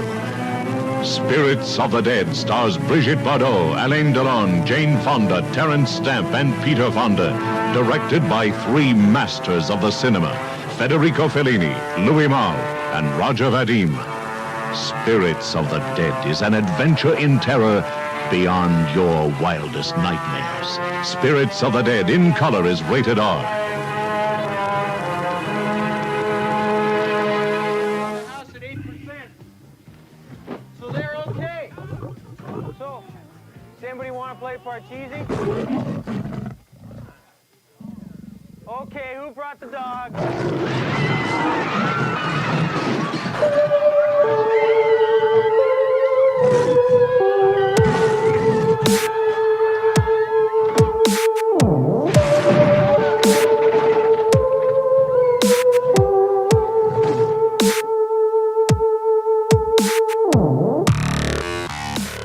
You're listening to Paranormal Soup, bringing you the weird every Sunday night. Call into the show and join the discussion.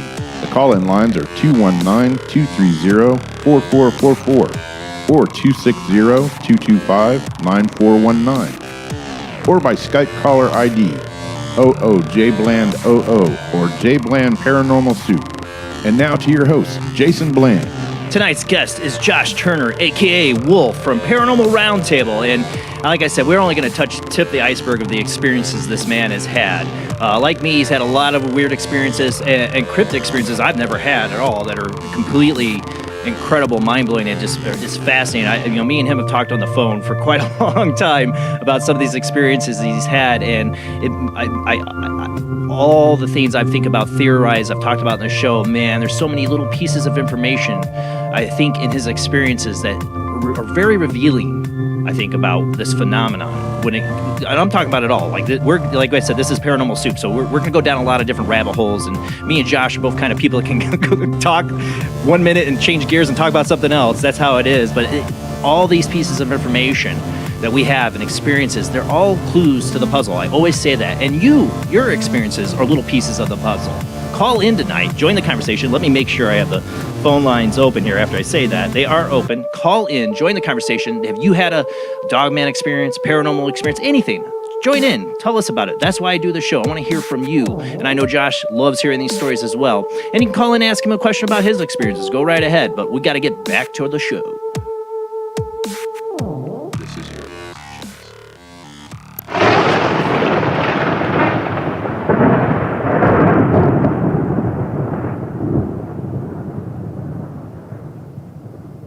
hitting all the wrong buttons tonight. My audio palette changed it where all the buttons were. I was like, wait, where is it? Oh, shoot.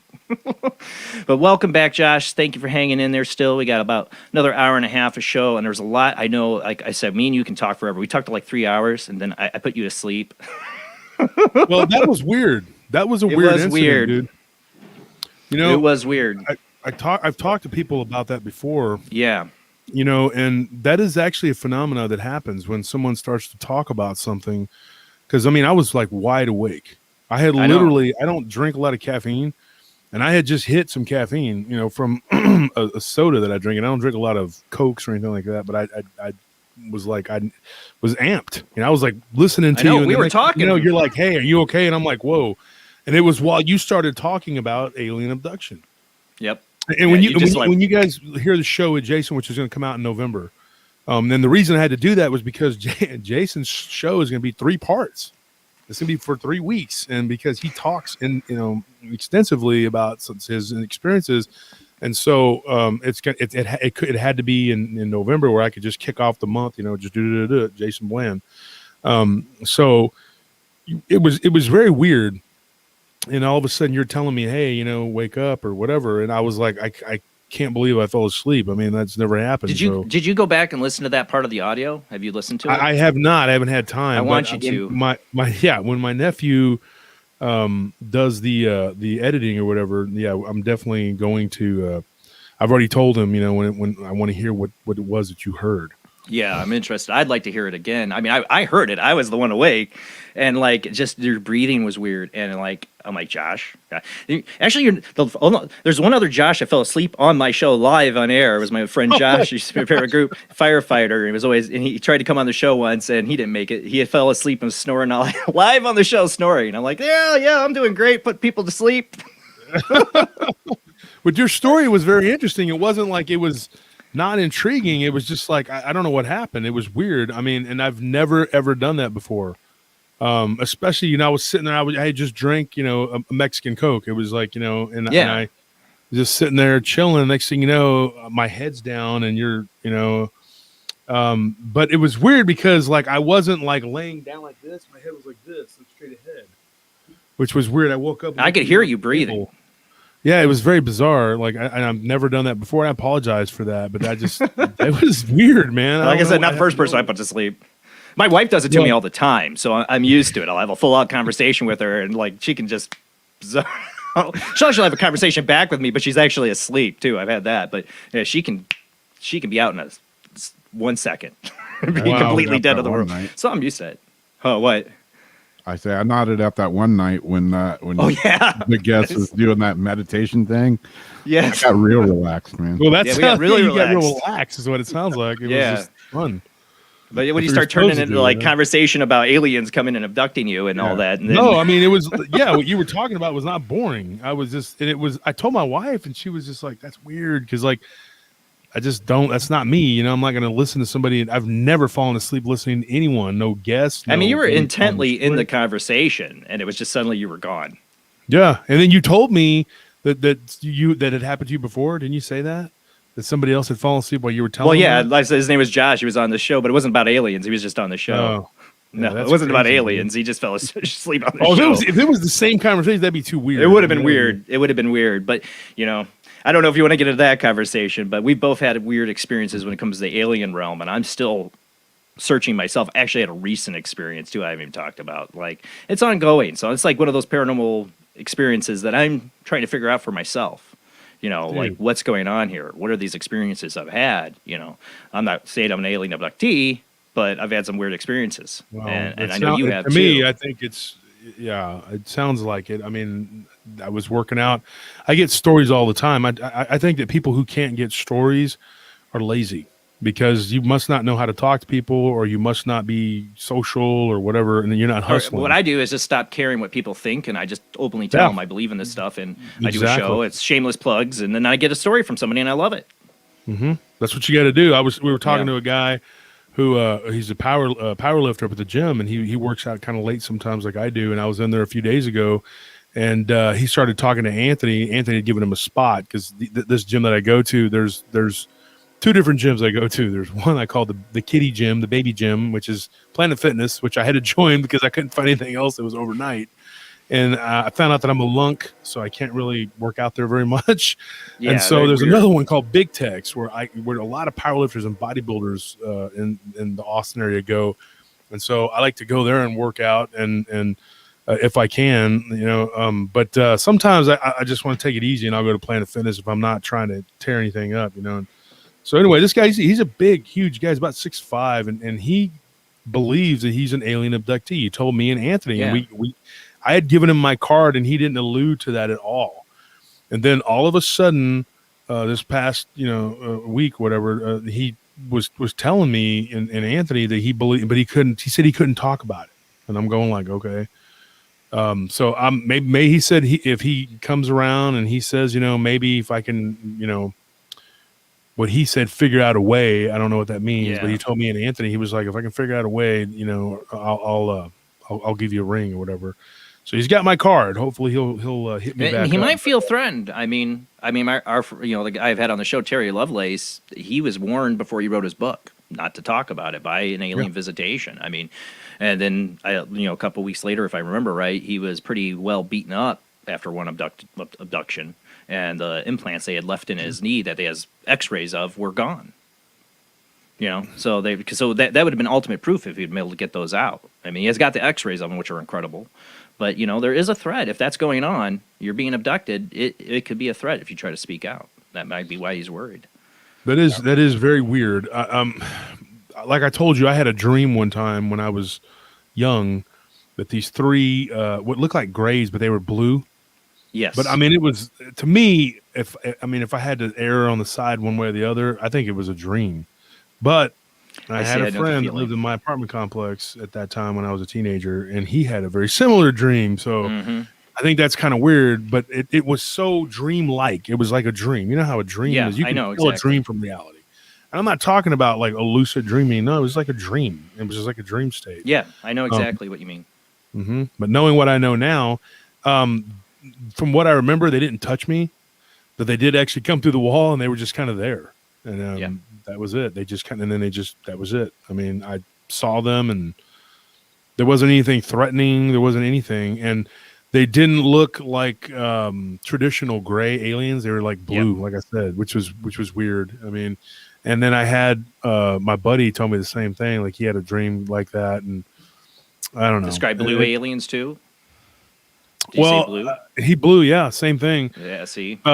Few episodes ago on my live stream, I can't remember what the date was, but I brought on two of my workers that work for me doing security, and one of them, he had just seen like blue balls of light and yellow balls of light and stuff at this job site, and then the other one she had seen a blue ball of light, I believe, or maybe it was orange. My wife could tell you because she called my wife screaming because I don't know, I didn't answer the phone because I was like in the kitchen or something, and then she called my wife, and we're like the night dispatch, and then my business partner, he handles the daytime, so I do the night, and so anyways, we get this call, and she's like screaming, and it's one of our guards, and she's saying that there was literally blue alien looking goblin things that had jumped out of these balls of light, and I'm not kidding, and she came on my show and she talked about it. And then the other guy, who is actually my nephew Zane, that's my brother Diablo's son, Zane's uncle on his mom's side, he works for us. He's 6'5", he's a big guy, he's an ex-Marine, he's not afraid of anything, and he's a pretty tough guy. We work government housing together. And so, which we don't do anymore. I'm getting too old for that. But anyway, this is too much. So anyway, he told me that in that same area that he had seen like balls of light, and that one actually followed his car for a ways, going down Slaughter Lane, which is where this incident happened to Lily, who was one of the people that worked for us. And so Clark told me about that, and then we got into some stuff because I had a job site, ironically enough, for the same guy who now works for this other company, right there in between what would have been his incident and her incident. I worked at an apartment complex that was being built, and it was on Slaughter Lane, the same area, and I actually managed to capture a photo of a blue pillar looking thing, and then a green orb with two little goblin looking faces looking at me in my truck, which scared me so bad I actually abandoned my post that night. And I was working for another company called Executive, which no longer exists. But they became another company, whatever they got bought out. But anyway, my friends ran that company for years, and I was flat out honest with them. I said something scared the heck out of me, and they were like, "Something scared you?" And I was like, "Yes." Now I put those pictures onto my old email, which was like a SW Global, whatever it was, Southwest. SBC Global. SBC Global, yeah. Yeah. And then it went defunct or whatever, and I don't have them. And I wish I had those pictures, because one of them was a blue pillar. Like I said, the other one was a green orb. When I took the picture of the green orb, there were two goblin faces I did not see that were looking in my truck from the passenger side. Yeah. And I was like, "What the heck is that?" One of them looked like almost like a cartoon devil looking face. It was weird, and then the other one looked like a little boy with no eyes. But they both kind of looked goblinish, dude. And then there was something in the other side of the little what looked like kind of like a little kid or whatever, but I couldn't tell what it was. But there was something behind him, and it was just weird. It looked demonic, and everybody I showed that picture to would freak out. Now, one thing I do still have is a picture which I'm positive 100% that it's a ghost, and it's from the nightclub. We're talking about nightclubs that I used to run. I ran the nightclub for 7 years, and so that nightclub where the reptilian thing happened too. This picture I had was from I think from 1997. It was Christmas Eve, 1997. It was me, the DJ, and the manager. We're the only three people there. And in the picture, I'm sitting there and I'm just kind of smiling, and I'm wearing a green shirt, very immaculately dressed, beautiful face, hair was just perfect. Yeah, I'm joking. I'm joking. The same old ugly guy. Anyway, I'm sitting there, and you can see in the mirror, the person that took the picture, he was not wearing a white shirt. Okay, so what's weird is there's something behind me in the mirror behind me. You can see it. It's a mirror, but it looks like a barmaid. Like the old timey barmaids. Has like fluffy sleeves. I have this picture, and I'm just been lazy. I'm gonna post it. I'm gonna try as soon as possible. I'd love to see it. To post that on Paranormal Round Table group and let everybody take a look at it, and you tell me what you think. Now, I do have 2 photos of orbs in this one haunted building, the haunted tower, going in front of one of the guys, and it looks like a yellow ball, and you could see like the if you like you see like the yellow ball, and you see like the half moon kind of thing, like it's going really fast. Like there was a blur, but you could see it, It's really weird. So I have those pictures, and was kind of hesitant to post that picture because it's a friend of mine who was claiming that he was working there, and I haven't seen this guy in forever. So I don't even know if I should put that picture because it's his. I don't know. It's his picture. Right. Picture of him. You have to find out. Yeah. Yeah. I don't know if I should, but I could show you, Jason, in private. Yeah. But anyway, I'll see it. This guy, his name is Elias, and he was walking into the building, and he kept saying that there was something that would zip around him at night. And so me and the other guard took photos of him throughout the night to see, right. Because we were kind of making fun of him, which I should have known better because I had weird things that happened to me. But I thought he was just trying to be like us and say he was seeing stuff, But turns out 2 of the photos did actually have something on them. Wow. Which looked like an orb. I mean, no, not like an orb. I'm talking like a ball of light, like going in front of him. I don't know if they still do interviews. I haven't heard from them in a long time, but I had these guests on twice, I think. Chad and Alta Dillard. They wrote a book about their experience in New Orleans with another friend many, many years ago, and the name of the book is Orbducted. And they are taken by a big bluish orb, and the alien inside this bluish orb, which ends up being like a ship, is blue. It's like a gray, but it's blue. And I was thinking about them while you're telling about the blue aliens and This really happened? Yes, it's the book. I have the book. I have it on my bookshelf. Next commercial break, I'll grab it off and I'll show you. I don't know if they're still doing interviews. They're Facebook friends, but I haven't seen them post in a long time. I'll have to check in on them. But it'd be interesting to get them on the show with you and on PRT and hear their story and compare notes. But they wrote a whole book on the experience. Wow! And it's really incredible. Really sweet couple. And I haven't heard from them in a long time. I hope they're all right. It's been a while. But yeah, I can think about like, man, you gotta read this book or have them on the show or go listen to one of my. It's somewhere back a few years ago. I had them on. We did at least 1 or 2 interviews with them. But they had a really incredible experience, and the book is incredible. I mean, it's just hands down their experience as much as they can put together, and it's incredible. Wow. And like when you're saying blue alien, it was a blue alien in a bluish whitish orb that took them and another friend of theirs in New Orleans. So yeah, it was really weird because I didn't in that particular house I lived with my mother. It was an apartment. I never had really anything happen to me there. Like I heard one time I heard like a clap. Like I remember that specifically. I was like, what the heck was that? And everybody was gone. So I got up and I walked around the apartment. It wasn't a little apartment, but it wasn't huge either. And I just remember thinking, what the heck was that? Like it was. So other than that, although it was really wasn't a whole lot going on there. I never felt much, at that place. But the house that I lived in before, or the house that I lived in before the one I live in now, it was like ridiculous, dude. I mean, there have been a few incidents in the place we stay now. One in particular happened to my nephew, Anthony, who helps me with the show, and who's actually just now walked out of the studio, I guess. I don't know. But anyway, he had something like a black cloud go over him and then try to suffocate him. I've had some people with those experience like that. Mm-hmm. Like well, I mean, mass that suffocates them in the middle of the night. So I've had 2 people tell me experiences like that privately, of a black mass coming over them in the middle of the night, frozen in their bed. Not just because I've had my shadow person experience, which is a shadow figure. This was like a black mass, is all they could describe it as, and it was like they were being suffocated to death by it in their bed. And so what did you? I mean, did you give them any solutions, Jason, on how to do it? Is this something? Well, the one person told me this in high school, so I wasn't there to give any solutions. Okay. And the other person was part of an investigation, but it was one experience out of many, and we tried helping them figure out. They ended up moving.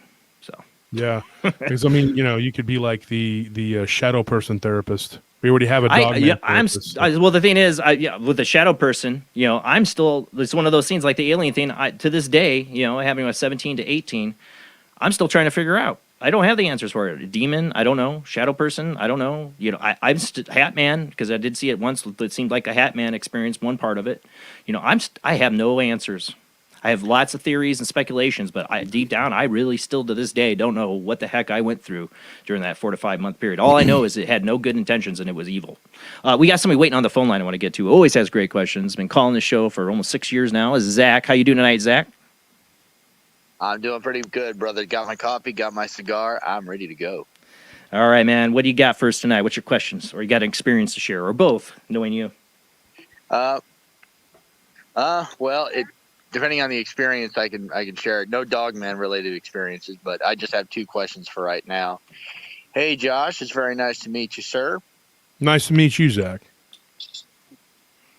So my first question to you is, based on all the experiences that you have had as well as those around you, a lot of these reptilian humanoid experiences, in your personal opinion, would you classify them under spiritual, extraterrestrial, interdimensional, or all of the above, and why?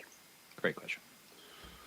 Okay, so let's start with the reptilian. You're saying the reptilian the one that, if that's what it was, that grabbed the girlfriend in the house that I lived in, I would say that's something metaphysical, spiritual, coming through, manifesting itself as physical, what we would call demonic.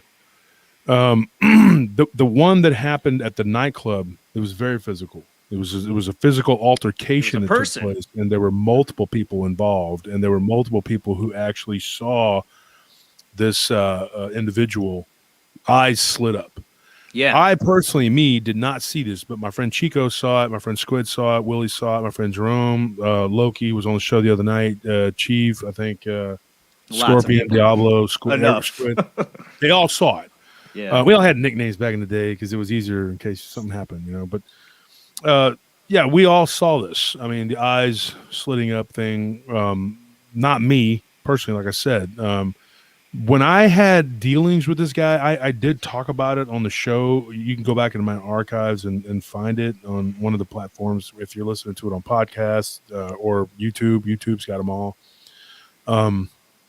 I tell the story, but the other guys can tell it from their perspective, and each one of them has more to add to it. That's why I want to get Squid and Chico on the show so they can eventually tell you what they saw, because Willie had to run in with them too, and there were 2 of them. One called himself Omar, the other guy called himself David, but then he heard him call him like Dan or something, like it was a different name. Yeah. And that was another one of my friends who didn't even work there who heard that. And he was like, what is this guy's name? Because it was weird. Yeah, D, there he is. He saw it. See, what's weird is that they could speak multiple languages. Okay. Now, I found that really interesting. That was weird because the people that we worked for were Lebanese, and there was a Syrian guy who actually worked upstairs and ran a pizza shop at that time out of the club. And he spoke a different dialect of Arabic than the Lebanese did. Those Lebanese that worked there, they were called Druze, which is Druze, and they had their own religion, and they had their own kind of language. And Scorpion was there. He saw it. And so they could speak perfect Spanish. Chico was outside. He's actually a friend of ours who's funny. Oddly enough, he's a luchador now, and but he's still wrestling. He's still wrestling. He's getting up there in age like me. But I can't believe him and Lance Hoyt. If anybody knows Lance Hoyt, he was in WWE for years. He's still wrestling too, and he was on my show. But these guys are friends of mine from way back. They're pro wrestlers, and he said, this guy speaks perfect Spanish, man. Like, I mean, it's flawless. And then there was a guy from Germany who was my roommate for about 4 years. And he was like, I don't understand this guy. He understands German like perfect. He speaks German, And then, of course, over there in Europe, they're not dumb like we are. They all learn multiple languages. Yeah, I'm not bilingual.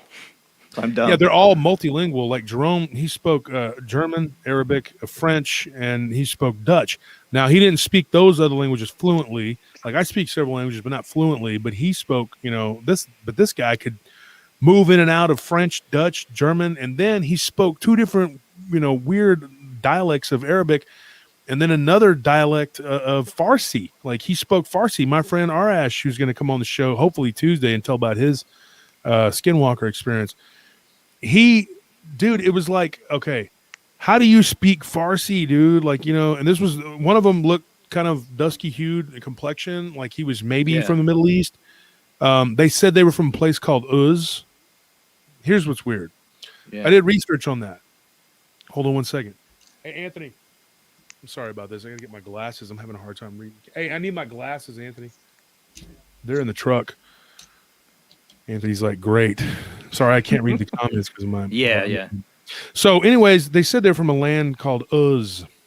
When they said that to one of our friends named Lee, he made fun of them and said the land of Oz. They got very offended by that. Oh, yeah. Well, they told, amazingly enough, they were from the same place, okay, but they didn't know each other, according to them. But then people saw them talking all the time, and one of my friends was Jamaican, was going to the back, whatever, and he heard them conversing, and he confronted them, and he was like, he goes, I thought you guys were I didn't know y'all weren't, whatever. And all of a sudden, y'all are like best friends, and he goes, I don't know what compelled me to say something to them that day. He was just kind of, weirded out, aggravated by them, I guess, like everybody was. One of the bartenders that had been working there for a while, she dated one of these guys. The guy that they called David or Dan or whatever his name was. I don't believe that was their real names. But anyway, this place is actually supposedly where Abraham was from. It was, it's so really weird, like, that they would choose that as the name of the place where they were from, like the beginning of, whatever. So I had a problem with this guy because of his threatening behavior toward the bartender. That's how me and him got into it. And I never had a problem with him other than that. He was always polite. He could speak all these different languages. My one friend was from Belgium, and he could speak Dutch or French. The Lebanese, some of them were like trilingual. They spoke French, Lebanese, Arabic, and they spoke English. So he could move in and out of these languages. Both of them could. And it was very weird. And the one guy, Omar, got a job with us, which I was against hiring. He just showed up and was kind of an oddball, had a bad attitude, didn't like to be told anything. He would just sit there at the back door on the stool, and when you told him to do anything, he would go like he was mad, And I was like getting really tired of this guy's attitude, and I'm like, I told him finally one day, I said, if you don't like it, you can leave. And he said something, he muttered something under his breath, which sounded like you first or something. And I'm going like, what? Like, I'm your boss, dude. Like, what are you talking about? And you're telling me, it sounded like a threat. Right. And so ultimately we had problems with David, Daniel, whatever his name was, because he went into the bar and tried to grab the bartender, which he referred to as his female, which was weird too. Like, who calls their girlfriend their female? The bartender was this guy who was an ex-con. He was a really big, tough guy named Clay, 6'5", and this guy tries to stop him, and then they start getting into an altercation, and Clay should have literally just cleaned this guy's clock, and it didn't happen. And I kind of stood there for a second waiting for him to be done, and he wasn't. So then I had to get involved, and then he's getting the heck kicked out of him by two really enormous guys. And I thought, how in the heck is it even possible that this individual is able to take this kind of punishment and not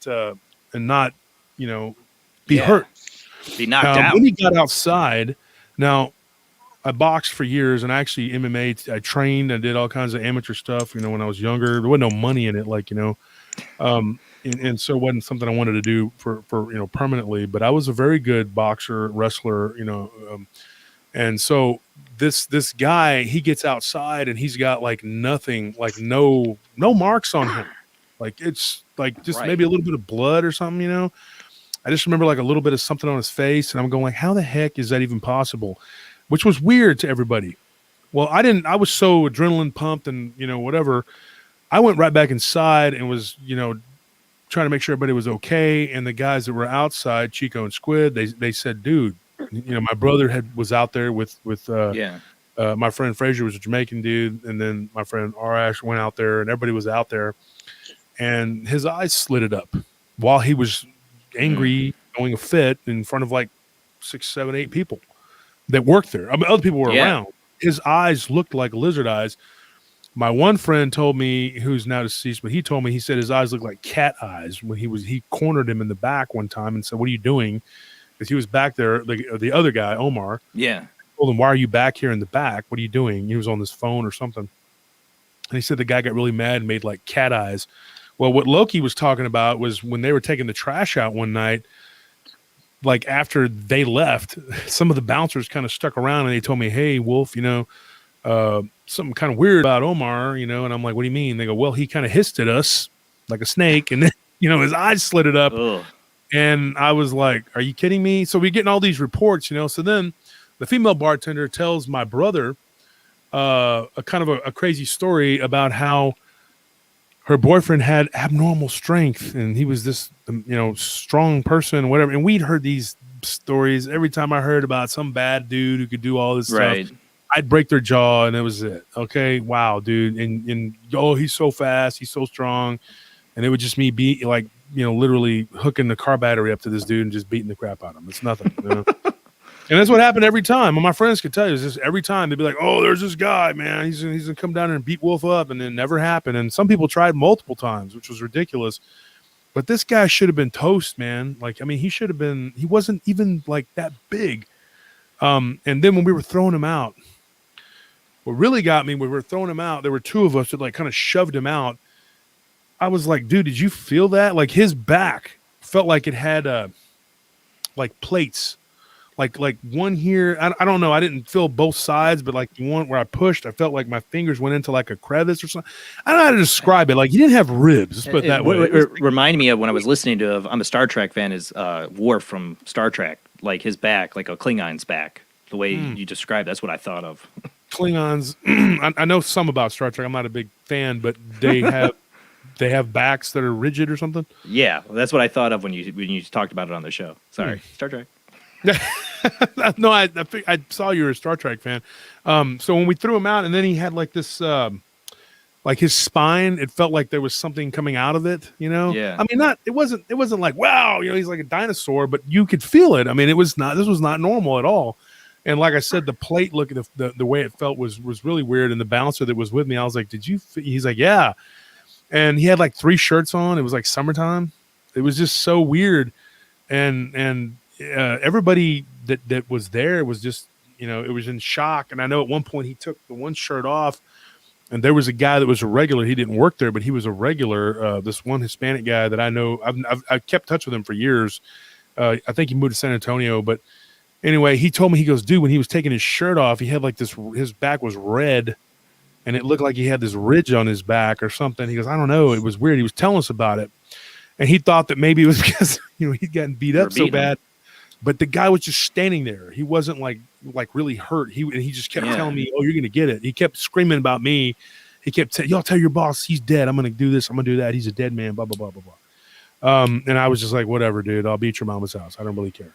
And I just thought nothing more of it, Well, he didn't like go away. Like he came back a couple times to try to get in. And of course, Squid is like former Navy SEAL. He's a big, tough guy. Chico's is 6'6", luchador wrestler.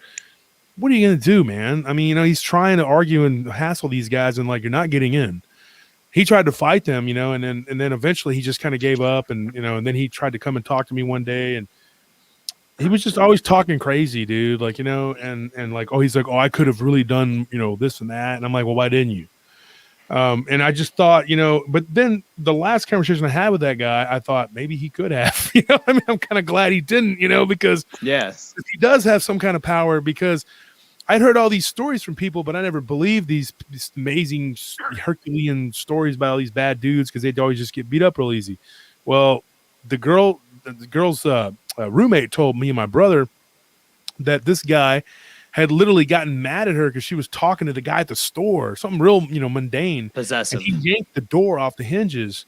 Like he just tore it off. Yeah, with one hand. And like at one time too, she wasn't a small petite girl, but she wasn't like real big either. Like he grabbed her with one arm and like picked her up like a suitcase and just like, walked off with her. Jesus. So she said that during coitus, like during intercourse, that she would feel that ridge on his back, and then sometimes his eyes would slit up and they would move. She told my brother that it looked like a slot machine one time. Like it was like, and she was looking up at him and she's like, what am I looking at here? Because he always wanted to be in the dark. Well, one time, and this, I think, the suggestion, I think, of either Loki or my brother actually told her, I was like, why don't you flip the lights on? So she did, and that was a big mistake. She turned the lamp on and he got freaking mad, and she looked at him and she said his like up here, like his cheekbones were up higher and his eyes were kind of moving, and when I asked her, what it looked like. She was always kind of conservative with me because I was technically her boss, and I think maybe she didn't want to say hey too much, so I would get the information from the other guys. There's my brother right there. He can tell you, dude, like his eyes like went like vibrated. You know what I mean? And so when I asked her about it, that's the story she gave me. But what she had told a couple of the other guys that worked there and one of the other bartenders, they're always talking and gossiping and doing whatever. I didn't have time. I was running around taking, it's the 3-level dance club is the largest dance club in Austin, still is. But it's different owners. So I didn't really have time to converse about it. And everybody kept telling me there's something wrong with this guy. There's something wrong with this guy. And I'm like, well, I don't have time to deal with this guy. I don't know what his deal is. And I don't care. But at the end of the night, after everybody's gone and the partying's over with or whatever, and you're unwinding, you're talking, that's when people would tell me weird things like, this guy speaks all these languages. My friend Jerome was German. He was those people are so attentive, like to detail. He's like, Wolf, this guy speaks more languages than I could possibly comprehend. How is this possible? And he kept telling me, and he goes, nobody speaks Russian and German and all these other languages and Arabic, and these are Cyrillic languages, and this is an Arabic language, and this is, and I'm all like, yeah, even linguistically, powerful people can't really do that. And when I asked him about it, he was like, oh, well, I went to college in Portugal. And I'm like, well, yeah, it explains everything, right? Dude. So what, dude? I mean, and he never would really give me a straight answer. The last conversation we had was really weird. Like, he told me that I didn't know my own self or I didn't know what I was or something like that. And I was like, oh, okay, let me guess. I'm actually Darth Vader's son. Is that what you're going to tell me? No. He was trying to be all dramatic and giving me the monologue. And I was just like, dude, I don't really care. Because we had figured, I believe in my own heart that we had figured out what he was, or what the deal was. Yeah. Prior to that, did I believe that there were reptilians? I saw a werewolf when I was 15. Anything's possible. Right, exactly. Was it the first thought of my mind? Not really. No. Austin's 200 and something bars down there, crammed together. Could be in anybody from anywhere, anything. I've seen some weird stuff there. There's stories of little people, as we call them, monitos or duende, that run in and out of the walls. I got stories for all kinds of stuff. The club I worked at was haunted. I mean, I was walking up the stairs one time, and then I felt like something like stopped me, and I was like, "What the heck?" And like I couldn't like move my legs, and then something yanked my rag out of the back of my pocket, and then I just ran in. I just like 2 more steps and got to the door and ran. That happened to a few people there. I'd come in to do liquor order in the afternoon. I'd hear pool balls clacking and people talking. There's nobody there but me and my dog. My dog's sitting there growling and but to him it was old hat. He lived in a haunted house with me. So Zach, did you have any other questions? Yeah, I know you had a long answer to that. Also, Josh, did you see the Smashing Pumpkins thing or the Billy Corgan thing I sent you? Because remember on the show, you asked me, like, what are you talking about? The Billy Corgan interview on Howard Stern about his reptilian experience. Did you listen to that? I did not. You need to listen to that. You sent it to me on Messenger, or did you? Yeah, I sent it to you on Messenger, so it'll be a little ways back. Because I mean, if I you will. get a chance. Yeah, because sometimes my phone acts screwy, dude. Yeah, when you guys were talking about that, it made me think of that story. Well, Zach, I got somebody else waiting on the line. Do you have anything else you wanted to ask? I have one more question. Yeah. And I'll keep it as short as possible. That I tell you what, that answer, I was just hooked all the way. Right, exactly. Anyway, my second question is, my dad used to live out in Buda a couple of years ago, so I'm kind of familiar with the Austin area a little bit. Out of all the areas within the Austin metro area, whether it's Buda, Kyle, Round Rock, Wimberley, Dripping Springs, etc., where have you found really most paranormal activity occurs? Hands down, the Triangle, Wimberley. You said Wimberley. If you go from San Marcos to Wimberley, and then it kind of makes a little triangle. You go up to Blanco. That's the Devil's Backbone corridor, dude. That is absolutely where the most phenomena is. There were so many murders, so many massacres, there was Spanish gold that was killing fields too, right? Is there? Oh, killing fields? Isn't the killing fields they call them there? No. That was, I think, further west. That's further west. Okay. Yeah, this Dogman, and let me tell you something about that. Dogman was when you look at the map, because we tried to, and I'm not going to say we did because we tried, kind of gave up, but we were like, hey, we're going to make a map about the Devil's Backbone and where all these sightings took place. You can't do it. You can't do it. We got push pins, and we started pushing it. And of course, the push pins start running We're into gonna each need other. a bigger like, map. This isn't working. Whose bright idea was this? Oh, it was mine. Okay. So, anyways, I said, well, we're going to put little dots on the map, and then it was just clusters of encounters and of. So along that Devil's Backbone corridor, dude, I mean, hands down that area. And then you're talking about Buda. There's been several UFO sightings. I went to unfortunately, a friend of mine who passed away, who actually also lives in a haunted house, and in Waco. But I went to her memorial in February, and I was talking to one of her cousins, and she was saying that they saw a UFO in Buda that was triangular, and then below it, just kind of right below it and a little bit behind it, was a smaller triangular UFO that was kind of spinning, and the other one was just kind of moving, and it was like almost like it was carrying the other one along. And she said it was silent, just completely silent. It was near the hospital, what is now the hospital there in Buda, and that is not far from Devil's Backbone. The Bigfoot sightings are in the east. The Dogman sightings are in the west. Now, I don't know why they segregate themselves like that. Probably because if they are real flesh and blood, they're apex predators, and they said, okay, we're going to stay on our side, you stay on yours. There is a little bit of bleeding in, and then if you go to Purgatory Road, that's where people see the Black Goat Man. Now, Scorpion, he had a boss that used to live out there, and he told us a story of the Black Goat Man, and then oddly enough, the people from the Hernandez Ranch, that little corridor, that area right there is not far from where they live, which is further south where they live. But they were driving down Purgatory Road, and they did see a black goat man looking creature, which is weird because they were having all kinds of dogman activity. Now I asked them, I said, are you sure it was the goat man and not the dog man? Because they looked to, and they'd already, at that point, they didn't call it the dog man when I first met them. But they knew that that's what I was talking about, and they were like, no, absolutely not. This did not look like, and then one of the people in the vehicle said, could have been, but the person with the best vantage point was in the front passenger side, was adamant. She was like, no way. It was a goat. It looked like a goat. It was black, and it had black horns, and it's right there by an old 1880s, 1890s cemetery, right there on Purgatory Road, and people will see that. Like run across the road. I had somebody telling me they were near a lake canyon out there, a canyon lake, and they saw a black goat man looking thing because it had horns. I mean, a dog man typically not have horns, but I don't know. And goats have that particular kind of eye too that gives them, that creeps the heck out of me. Well, Zach, thank you for calling in, bud. Absolutely. And thank you so much, Josh, for answering my questions, man. I really love hearing everything that you're saying, man, and I can't wait to hear more. Yeah, just go check us out, man. We got all kinds of stuff there on our show. Yeah, there's so much. I'm still catching up on it, too. We got somebody else. Having a good night, Zach. We have somebody else on the line. It's been waiting. Who do we got on the line? You're on air.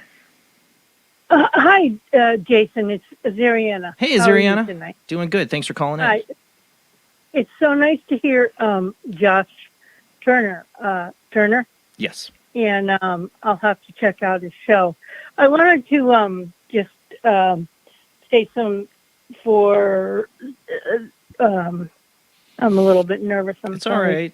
Tell him about my experiences, alien experiences, I guess.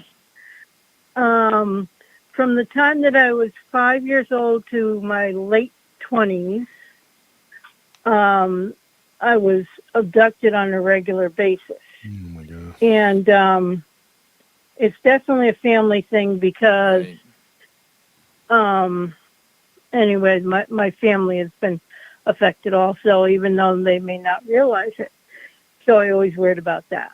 But they had given me, I describe it as a pyramid or little Hershey's Kiss. And it was gray, and it was, and it lit up or glowed. How old were you? In my hand. How old were you when when this was given to you? Roughly. Probably about 10. 10? Okay. Probably about 10. But they gave this to me, and like I said, it glowed every time they were near, and I could sense them coming by and the whole thing. And, And I finally, in my, I don't remember a lot, but they were always, it always seemed to be a good experience since I was a child, But after my 20s, and I got tired of it, and I yelled at them and the whole thing, and I said, you have to stop this. I can't stand it, The thing disappeared. I haven't been able to find it. I've been told again that I have to find it because they've been trying to look for me. Again, I don't know why, but I just, it worries me because, again, for my family and stuff, I was also never sick when I was a child. I never had broken bones. I never had a cold. I never had, and I didn't have anything. I was always a very healthy child. And all my health issues started after. After you told them to go away. Look, I got rid of them. Yeah. So, I just wanted to pass that along. And if you had any ideas or, I have a few more things, but, way too long for the show. We're going to be coming up on a commercial break, but I know you do, and thank you for sharing that. I remember you telling me about that before, and it's rare, I think, for an abductee to actually get a physical item, but I've heard some similar experiences, just over the years of abductees getting, I wouldn't say a pyramid-like thing, but getting like a stone. Right. I've heard that at least in one story, but was it stonish? The feel of it, or what was it? What did it feel like? Well, it was very smooth, and if you scratched it, it would like heal itself. It wasn't. I would compare it to, I like crystals and rocks now. It was almost a little bit like the feel of a very smooth hematite. Okay. And but it really wasn't hematite, and it was very light. It was so light, almost like it had no weight to it. Yeah. And it glowed from the inside when they would be coming for you, like it was a warning. Yeah. Yeah, and I would sense them, if I looked up in the sky or if I was sleeping, and I'd say, oh, they're going to be coming in a couple of days or a week or whatever the case was, So I've always had that, Well, thank you for calling in and sharing that. Josh, what's your thoughts on that experience? You heard anything similar like that? See, what was that last part you said, Jason? Have you heard anything similar, like anybody that's been abducted, given an item like that, or had this kind of experience? I haven't heard of anything like being given an item, but I have heard of people having wires in them and pulling them out of themselves. Yeah. Oh, yeah. Yeah. Terry Lovelace, he has that experience too. Yeah. Well, Zuriana, thank you for calling in, hon. Yes, thank you. And I'll check out his show. Yeah, Paranormal Round Table. Thank you so much. Have a great night. Bye-bye. Have a good night. Bye-bye. I wanted to answer a question in the chat here. Tanya Yeah. Willis has said, she said, it says, it's further back here. It says, "Is Devil's Backbone where there is a ghost of a bull along with all the other experiences?" There's a lot of experiences of the Devil's Backbone. The bull is not one of them. That was from the San Gabriel River area near Granger Lake. And that was on the Haunting of Hoxie Bridge 2-part series we did, Tanya. There is a black bull. Get this. The guy that I saw the Dogman with, his dad had an encounter with this black bull, and they nicknamed it Black Bull Bridge because it's a small bridge, and it's only one person can pass at a time. Right. And it at one time was parallel to Hoxie Bridge. Hoxie Bridge was about 2 miles further west of Black Bull Bridge, and Black Bull Bridge crossed over the San Gabriel. And that bridge, sometimes there would be a spectral bull, a black bull there. And I've gotten 3 or 4 reports. It was always a legend, but I actually tracked down some people and talked to them, and they claim to have actually been bumped by this. And one guy who actually drove right through it. Oh. And of course, one of the people that I talked to and interviewed for that was my friend's dad, who claimed to have been had that black bull right in front of his car, wouldn't move, and it was bumping it. And then when he began to push it, he pushed through it. Oh, wow. So that Black Bull Bridge and then the haunting of Hoxie is quite interesting, because there was the legend is there was a Civil War soldier, they call him the Headless Horseman, and that he actually will go alongside cars and hit them with a saber. Wow. And now growing up, you hear all these stories, and now you go out there in the daytime, I get chills, man. I took my friend Art Byers out there. He's the head of the Texas division of the North American Dogman Project. And so I took him out there in the daytime, and he's like, it's so peaceful and pretty out here. I'm like, yeah, I know it is, until nighttime comes. Then it's creepy as all heck, and I don't want to be out here. A lot of weird stuff happened at Hoxie. There was a prisoner who was kind of unruly when they were forced to, in the chain gangs back then. Yeah. They brought him out there and they made them build the bridge, the cons. And one of them didn't want to listen, so they shot him and then hung him up by his feet. Ooh. Because they'd blown his head off. Yeah. And the guy who was killed, supposedly people say that they would see him. Sometimes people would see him hanging by his feet, you know, and there were all kinds of weird stories that I got. I got a bunch of them together, and I interviewed some older people from the old days, you know, in their Granger. One guy whose brother used to be a caretaker in the cemetery out there, and was talking about, you know, some of the weird things that he had seen. Orbs floating in and out of the water. The town of Friendship is buried under Granger Lake, and back in 2000 when the drought hit, that you could see the tops of some of the buildings. Is a very eerie thing, you know. Yeah, anything like a town underwater. We got to go to our last commercial break, and we'll keep the phone lines open, guys. When we come back from commercial break, I'll open them back up. You can call in for that last half hour. You have any other experiences you want to share or ask questions, Josh, please do. But we are going to go to our last commercial break, and we'll be right back.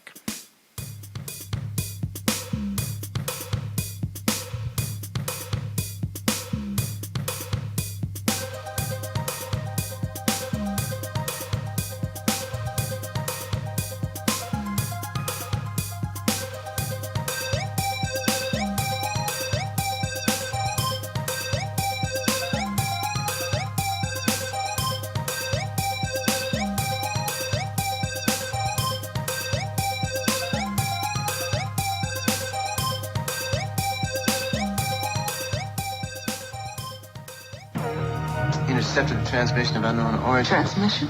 Out here? SOS. Human. Unknown. Alien. Certificate X. Exclusive engagement at the Odeon Leicester Square. Now. Any systematized transmission indicating a possible intelligent origin must be investigated. I don't want to hear it. In space, no one can hear you scream.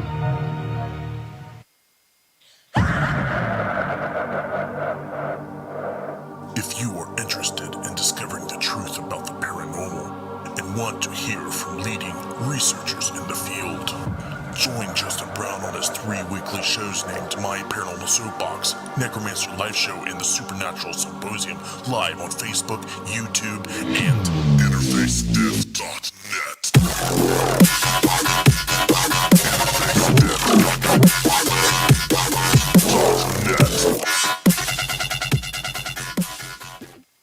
This is an APAC studio presentation. Hi, I'm Barry, owner-operator of Barry's Barometer Barn. Lately, I bet you've been lying awake at night asking yourself, how many barometers do I really need? Well, at Barry's Barometer Barn, we think you need more than one. Otherwise, we're gonna go out of business. Remember, at Barry's Barometer Barn, we don't know the meaning of high-pressure sales. Come on, folks, buy another barometer. I'm trying to put my kids through college, I've got a family to support, and a secret mistress who isn't cheap. Visit Barry's Barometer Barn, 000 Storm Drive. Come on, folks, buy a barometer. I'm Barry's older brother, Larry, and every time one of you people walk past the store without coming in, Barry beats me.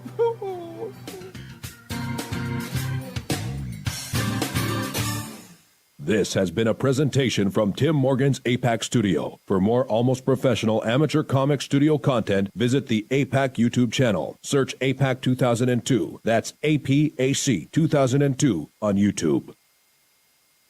When Alex Gardner is asleep, he has an extraordinary gift. The government wants it, the scientists want it. But to keep it may cost him his life. It might be better if Alex didn't sleep at all. But he cannot resist entering the dreamscape. Can you? See Dreamscape in the West End and all over London now. Certificate 15. It takes an extraordinary adventurer to enter the dreamscape.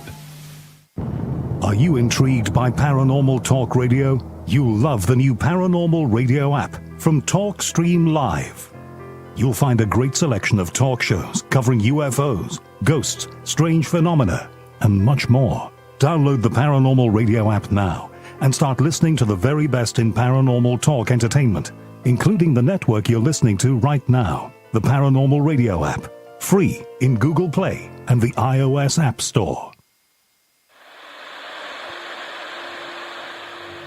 Join us every Wednesday night at midnight Eastern Standard Time for Weird Wednesday, the live stream, with your hosts Jamie, the Living Dead Girl, and Rob, the Phantom, where we'll talk about all things paranormal, including zodiac, astrology, tarot card and oracle card readings, live ghost boxing and spirit communication, where we'll do Voices from Beyond, the Cold Case Files.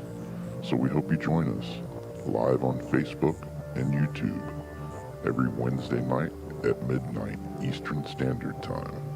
We hope to see you there. Bye-bye.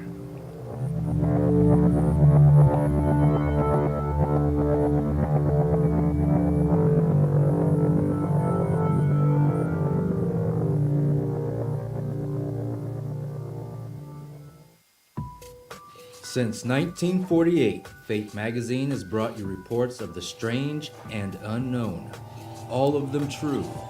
Fate Radio is carrying on that tradition, bringing you the unusual, macabre, strange, and bizarre. Join host Kat Hobson Sunday nights from 8 to 10 p.m. Eastern on WBHM Digital Broadcasting.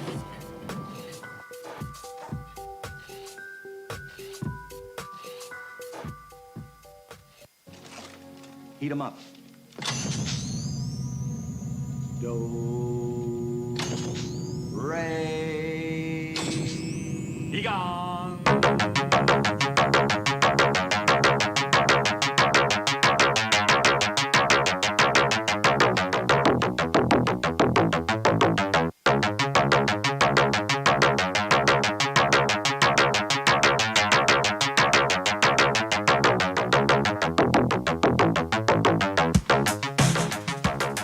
You're listening to Paranormal Soup, bringing you the weird every Sunday night. Call into the show and join the discussion. The call-in lines are 219-230-4444 or 260-225-9419 or by Skype caller ID Jblandoo or Jblandparanormalsoup. And now to your host, Jason Bland.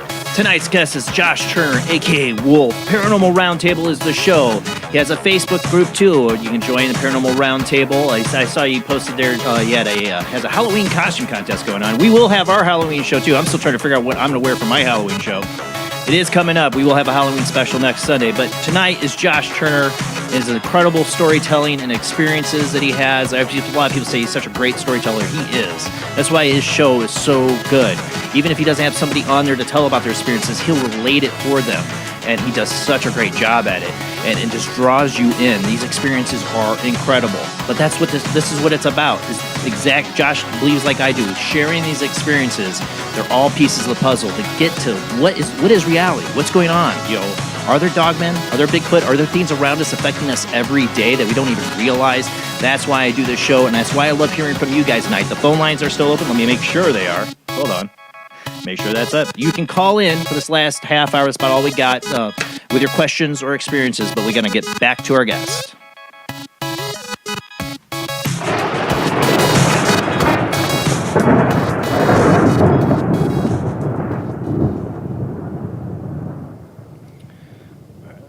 Mute. There we go. Thank you for hanging in here for this last half hour, Josh. One of the things I was thinking about, one thing, I was looking for that book to show you, that Orbducted, and it's completely missing from my bookshelf. So I'm gonna have to track that down because I don't even know if they still have it in print or not. But I'll see if I can find a link to it or see what's going on with it, because you really should look into this one after your experiences that you said with like Blue Aliens. It sounds so familiar to Chad and Alta Dillard's experiences. I would love to hear your thoughts on the book, or even if you could get a hold of them and have them on PRT, it'd be really awesome. They're really sweet couple, and they had an amazing experience many years ago. That, like I said, Blue Aliens or all the fascinating stuff I get into. What I was thinking about, though, during the commercial break is something I brought up on the show. And early on, like our first year doing this show, I did a show on demonic possession. And one of the things I covered was a famous video from the Warrens, where they were doing a exorcism on this individual.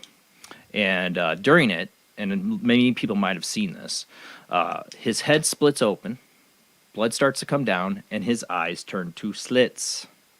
I mean, it's straight up what you see in this video. He later on, and this isn't just some fake hoax stuff, because later on he went on and tried to murder his wife and then ended up killing himself. So it was serious business. I don't know if you've ever seen that video. But, you hear people that have like demonic possession or stuff like that, having like snake-like things or reptilian things. You wonder if there's people. Malachi Martin used to talk about this on our Malachi show. Martin, People, yeah. Remember Perfectly Possessed? Mm-hmm. That's what I think of when you talk about those two people at that Yeah, bar. and their souls are not. They're not even there. Right. They're actually out of the body, and the demon has taken complete control. One of the stories by Malachi Martin I remember was him talking about a priest having his ripped open.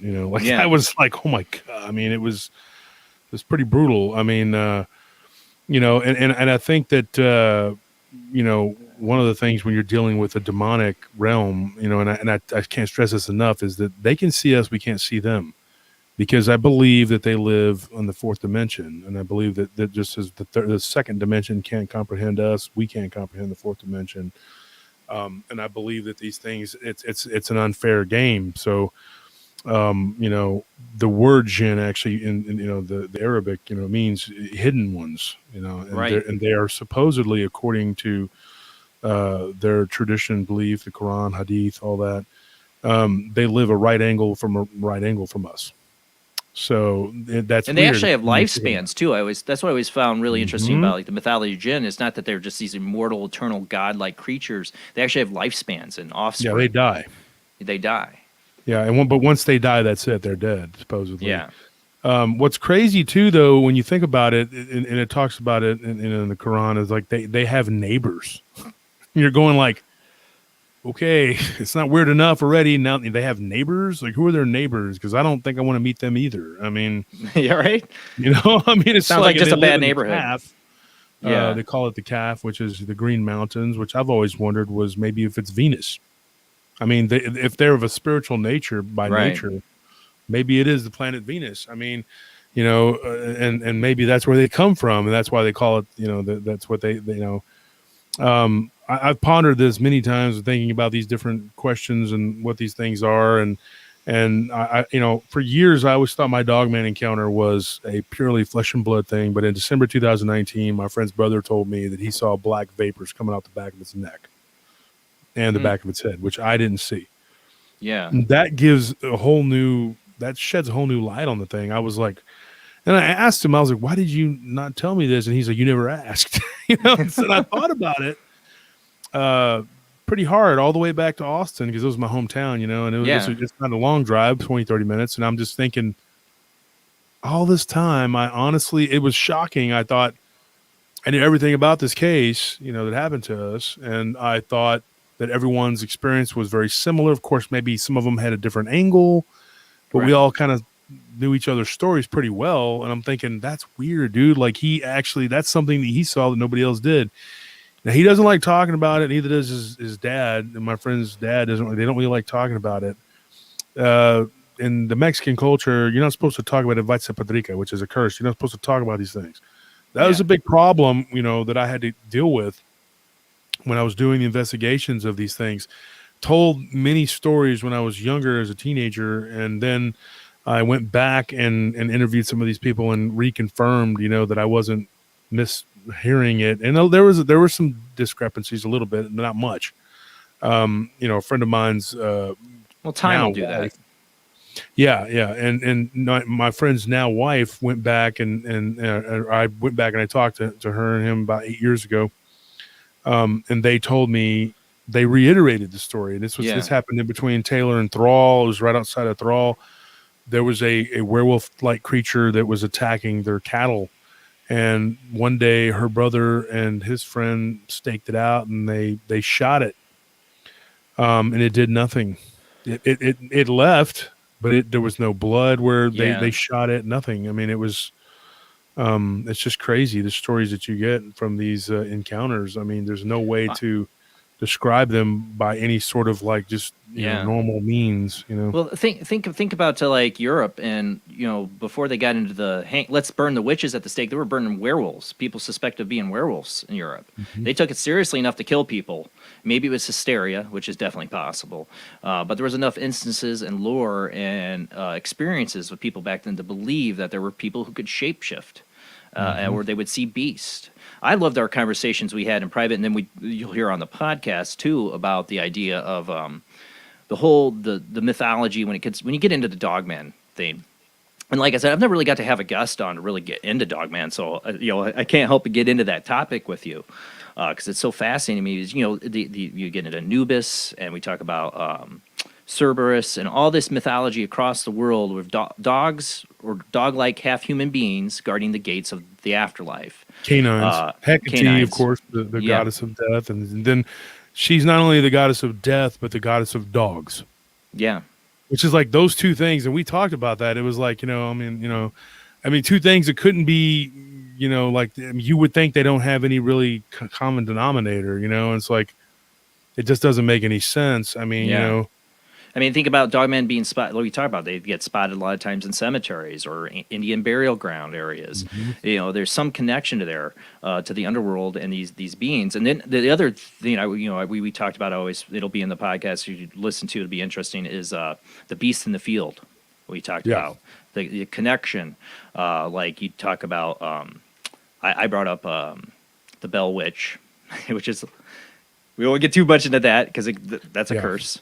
There's another one with that too, right? But the father was it John Bell and his son were out in a field, and they saw a beast in the field, and that's when the whole crazy crap started to hit the fan. Was after that incident, and then you got Skinwalker Ranch, and that was another one where it started with a beast in the field. And you wonder what are the connections here. You look at Skinwalker Ranch, and that's like everybody talks about it being like an open portal to somewhere. With all the different craziness that happens. And again, like I said, it started with a beast in the field or a dog. Like, are they the gatekeepers or something to do with a portal or another dimension? Something ancient like that. You wonder. Mm-hmm. And that's a very real possibility. I mean, going back to Greek mythology, which I believe is real. And I've had people tell me, you're crazy. You believe in, and it's the mythology of the Vikings, the mythology of the Native Americans, the mythology of the ancient Hindi people, of the Tamil people, from southern India. They all have these different traditions, but they all have a common thread. Yep. The Celtic mythology, the Icelandic mythology, which is very similar to the Norse, but a little different. And then you have the Norse mythology. You have all these different mythologies. You have the ancient Greek mythology. I believe that when in Genesis 6, when it talks about that, I believe that the Bible in certain aspects of it are a history book, and it tells us, that these were mighty men of renown, that from the mating of the angels with human females. Now, whether they were genetically bred or something went on and they just called it that, just like the apple. Right. Eve didn't actually eat an apple. There was not a tree with fruit. Joy Pugh, you got to have her on your show to talk about that. You told me about that. You got to have her on. We got to cross. Exactly, she gets into. Yes, I got to get some of my guests to go on your show. You got to get them to come on our show. Yeah, I need more cryptid guests. I definitely. I can get you that. I got my little Texas posse down here that I'm really good friends with, and we are definitely they're monster hunters. I am not really a cryptid person. I'm not a person. I'm not a ghost person. I'm all of those because I've experienced it. But here's what somebody told me about the blue alien thing. And I wanted to tell you this, Jason. This was something I was talking to my nephew and my brother about the other day. My brother, he has this quality about him. He's very how do you say it? Like my friend from Germany, he has this attention to detail that's uncanny. Usually women have that. And he gets mad when I say it's an effeminate trait. But why? I mean, women have an intuition. Let's just be honest here, okay? I'm going to lay it out there that men do not have. And I've argued this case so many times with dudes because I've been on investigations like the haunting in, I'm not going to say the name of it, but it's outside of my hometown. I'll tell you in private. I might have already told you, Jason. But if I say the name of the little town, everybody will know who they are. The guy, was just like, yeah, I saw some shadows and stuff, and I'm going I remember you tell me this. You saw shadows, and then you saw a werewolf, and is that normal to you? I mean, like, what is wrong with this dude's brain? He wouldn't believe his wife's just experiences. like, oh my God, we got to get the heck out of this house. And I'm like, yeah, you got to get the heck out of this house. And he's just like, oh, I'm not going nowhere because I'm dumb, and I just wanted to backhand him into the next dimension. And ultimately she left, and then he had his door kicked in by a demonic looking werewolf creature. And, maybe you should have left, dummy. I mean, I get mad still at didn't horror believe her, movies, though, right? But wasn't he still didn't believe her experiences even after that? Well, I found out later he was just such in denial. And I've had this happen so many times. I was interviewing a woman and she was telling me this horrific story about something that happened to him. And in the background, I hear the peanut gallery. Oh yeah, you're just hallucinating, blah, blah, blah. And I was like, were you on some sort of substances? She's like, no, but my husband was. And he didn't see it. And I said, well, maybe because he was intoxicated and inebriated with whatever, he didn't see it. But here's a theory I have before we get into it. And then we'll go back to the blue aliens. Let me say this. Yeah. I talk about it on my show. I believe that men develop a different type of intuition than women do. I believe it's fast. It's like, kill, hunt, eat, whatever. And I believe that women, theirs is slower, but not slower in reaction. What I mean, though, is it's like more methodical. They had to be aware, when the men went out to go hunt and whatever, whether it was the tribal, back in the prehistoric times, or if it was in the settlers when they had, raids, they had to have an intuition about them. Like quick to survive. Yeah, and they had to think, okay, you know what? Something's going on here, and I'm sensing it. Let me get the kids and put them in the storm shelter because something's going to happen here. And then they get raided, by, hostiles or whatever. And the same thing, like in the Neanderthal times, they were the ones that took care of the hearth and home. They were the ones that had, and so I think women developed a different sense of danger, whereas men's danger, if it wasn't right in front of them, it wasn't a saber-toothed tiger. They weren't worried about it. They're like, oh yeah, I just came back from killing a woolly mammoth. You think I care to hear about all this, whatever. But the woman has a sixth sense about it. She senses beyond the physical. And I think that is something that is women have a little more power when it comes to the paranormal. Now, I think a lot of men do themselves a disservice just by always trying to be macho and dismissing it. Yeah. Okay. But anyway, what my brother had said though, was, we had talked about, like, he reminded me about David, this guy that we knew years ago who was a Buddhist shaman, and he was very powerful. In fact, he read my mind and he proved it to me. Okay. I'm not going to get into that whole story, but anyways, I worked at this place where it was a lot of weird stuff going on. And some of these people that lived there were mentally ill. Okay. And it was for homeless people. But actually, a lot of the homeless, unfortunately, do have mental problems, and that was the case there. There was a lot of mental illness, and I was I was sitting in the library area by a guy who was schizophrenic. Yeah. But then he was talking to himself, and then I heard something talk back. I'll tell you what, dude. I mean, like, my flesh, like, it almost came right off my bones. I was like, what? And I knew it wasn't him because his mouth wasn't moving, and I heard it, and it was a different voice. And so I was reading the magazine, and I put the magazine down, and I was like, okay. And so I walked back to the control room, just, and the guy that worked there with me was kind of an oddball. I hadn't talked to him much at that point. I sat down and was like, just kind of trying to take in what had just happened. And he comes up to me, his name is David, and he comes up to me and he says, hey, He goes, "You heard it?" And I'm like, at first I was like, "How does this guy know what just happened?" Yeah. And he's like, "I was watching you on camera, and there's no sound in those cameras." Yeah. And I'm like, "Heard what?" And he goes, "Oh, come on, dude." He goes, "You heard it, didn't you?" And I was like, "Oscar." The guy's name was Oscar. And so anyways, unfortunately, he's gone. He passed away. Yeah. But anyway, I said, "Yeah, I heard it." It was. He goes, "So you know it's a demon." I don't know this guy, and I'm doing security, and I can't just go, "Yeah, it's a demon. Hey, let's talk about demons and stuff," because this guy could be going like, "Oh, and telling people that I'm crazy and I lose my Right. job." And so I said, "Yeah, I don't know what you're talking about." He goes, "You're not a good liar." He goes, "You know exactly what I'm talking about." And so we started talking, and then he goes, "Look, you can trust me. I'm not going to tell anybody that your house is haunted." And I'm like, "What? Like, this dude, how did you know my house was haunted?" And then he starts talking about all this stuff. He goes, "You have a vortex in your house." Wow. He's like, "The first day you came in and you had something following you, and I got rid of it." And then he's like, "You're welcome," and he kind of laughed. So we became pretty good friends, and he actually lived there, but he also worked. He would come out of his room to work on, for his shift. And we became really good friends. And my brother was a Satanist when all this was going on. Yeah, I remember you told me that. And he helped my brother. He unattached something from my brother's lower spine that he described as sort of reptilian looking. And it made my brother come off the ground about 2 or 3 inches. And about 4 or 5 of us saw this. It was so weird. So anyway, one of the things he told me about the blue aliens, and this is what he said, and my brother kind of reminded me of this. He said that these aliens, because I had the ability to see things, and he said sometimes you shut it off subconsciously because you don't want to deal with it, which is what I did as a kid. And so you can't walk through your day-to-day life looking at things and seeing them the way they really are, because you'll go crazy, because this matrix we're living in has all kinds of weird things, And so whenever we were talking, David said, when I told him about the alien thing, he said they were really there. That wasn't a dream. They put you in a dreamlike state. He goes, but they were only observing you. And I said, did they abduct me? He said, no. And he said, and they never will. And so he told my brother that too.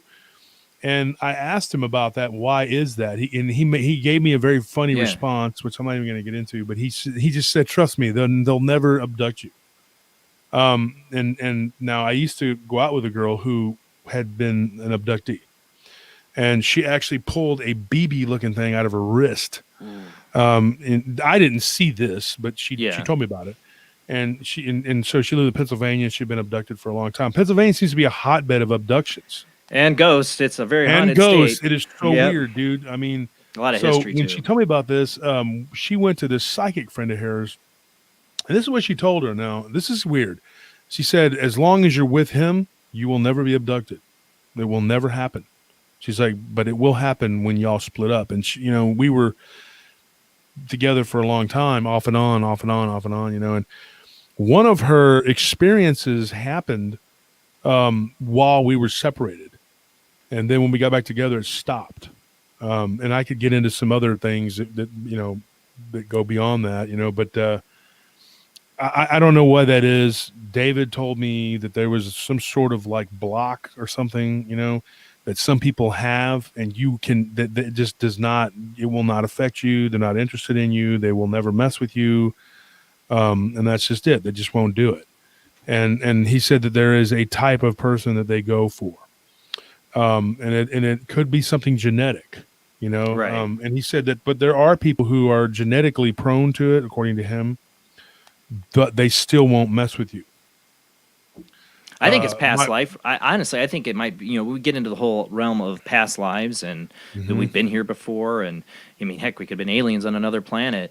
I really always love the John Lear interviews on he talks about the soul capacitor, the moon, and the aliens are on the other end of the tunnel of light. Don't go to the light, Carol. And yeah, he was like, because that's the abduction or something, like they're trying to trick you, right? Yeah. But it was also implying that they are also in control of our past lives. That past lives play into this factor, and maybe there's something past life in you, and maybe me, the reason they've interact or checked in on you. Some people say the alien abductees, they'll be told you agreed to this. When did I agree to this? I've been taken since I was a child. Well, you agreed to this before you came to this incarnation, and it's like, ooh, flaky. No, there's something real to that. There's something that's very spiritual aspect, and a lot of these instances of abduction really do fall in very familiar to people who have near-death experiences, or Out of body experiences are very similar. There's a whole spiritual aspect to the abduction phenomenon that's not talked about a lot because it gets really personal for abductees. They go through the wall. Well, yeah. I saw somebody, why don't they chain you to? Why don't you abductee chain themselves to the bed? I'm like, dude, they take you through the wall. They can take you right out of those chains. Yeah, Scorpion was in the chat. I don't know if you remember this, Scorp. I'm sure you do. But we worked with a woman, and unfortunately, it actually started because Scorpion, or Gary Lopez is in the chat here. He told this woman that we worked with. Okay, I was the head of security, and it was a startup company. Okay, it was called Vignette, and it was actually a computer company that went under when all that upheaval, Yeah. And so we were working there, and I was the head of security at that building, and he tells this person from another company, because there were two companies there, which you would think would be a conflict of interest, but we actually got along very well with the other guards. I got along good with them. We all just kind of broke the rules and didn't talk about it. And there was this one lady that was always just playing solitaire by herself all the time, but she was very nice. And I guess Scorpion, started talking to her, chatting with her, whatever. And somehow the conversation came up that I had seen a freaking werewolf. So I was like, dude, when he goes, no, but she's cool. And I'm like, I don't care if she's cool. She's going to go tell John, who was the boss. And he's going to go, hey, you saw a werewolf, huh? So you're going to see one here? You're fired, This was in 2000, and I was making like $17 an hour there. So you can imagine $17 an hour isn't bad now. Can you imagine then? It was, and I told him, I said, dude, why would you tell these people that? Now I have to answer for this, So I went up to her, I wasn't trying to be friendly. I know it's wrong. You shouldn't do that. It's probably bad karma to but I just tried to make friends with her so she wouldn't go and tell anybody anything crazy. And so she's over there playing solitaire, and I'm like, hey, you want to play cards with me? And she's like, nope. And I'm like, okay, what do I do? What do I do? And I was like, so let's play gin rummy, And she's like, I just told you I play alone, whatever. And so I started talking to her, and I said, look, I'm just going to level with you, okay? I really don't want to play cards with you. I want to tell you that my friend was out of line for the story that he told. He just making that up, And I was lying. It was wrong, but I just did not protecting want your to. Job. Yeah, I didn't want to do anything. I didn't have no safety net. I couldn't go to mommy and daddy and go live there if something went wrong. And so she was like, she just kind of stopped, put the cards down, and she's like, this is what she said. She's like, what you saw was an alien. Now, I know now, and I kind of figured it out then, that people tend to, whatever their wheelhouse is, whatever that happened to them, everything falls into that wheelhouse. Yeah. So I was like, man, with all due respect, I don't believe that's what that was. I really don't. And she's like, well, there is a type of alien that it looks like that.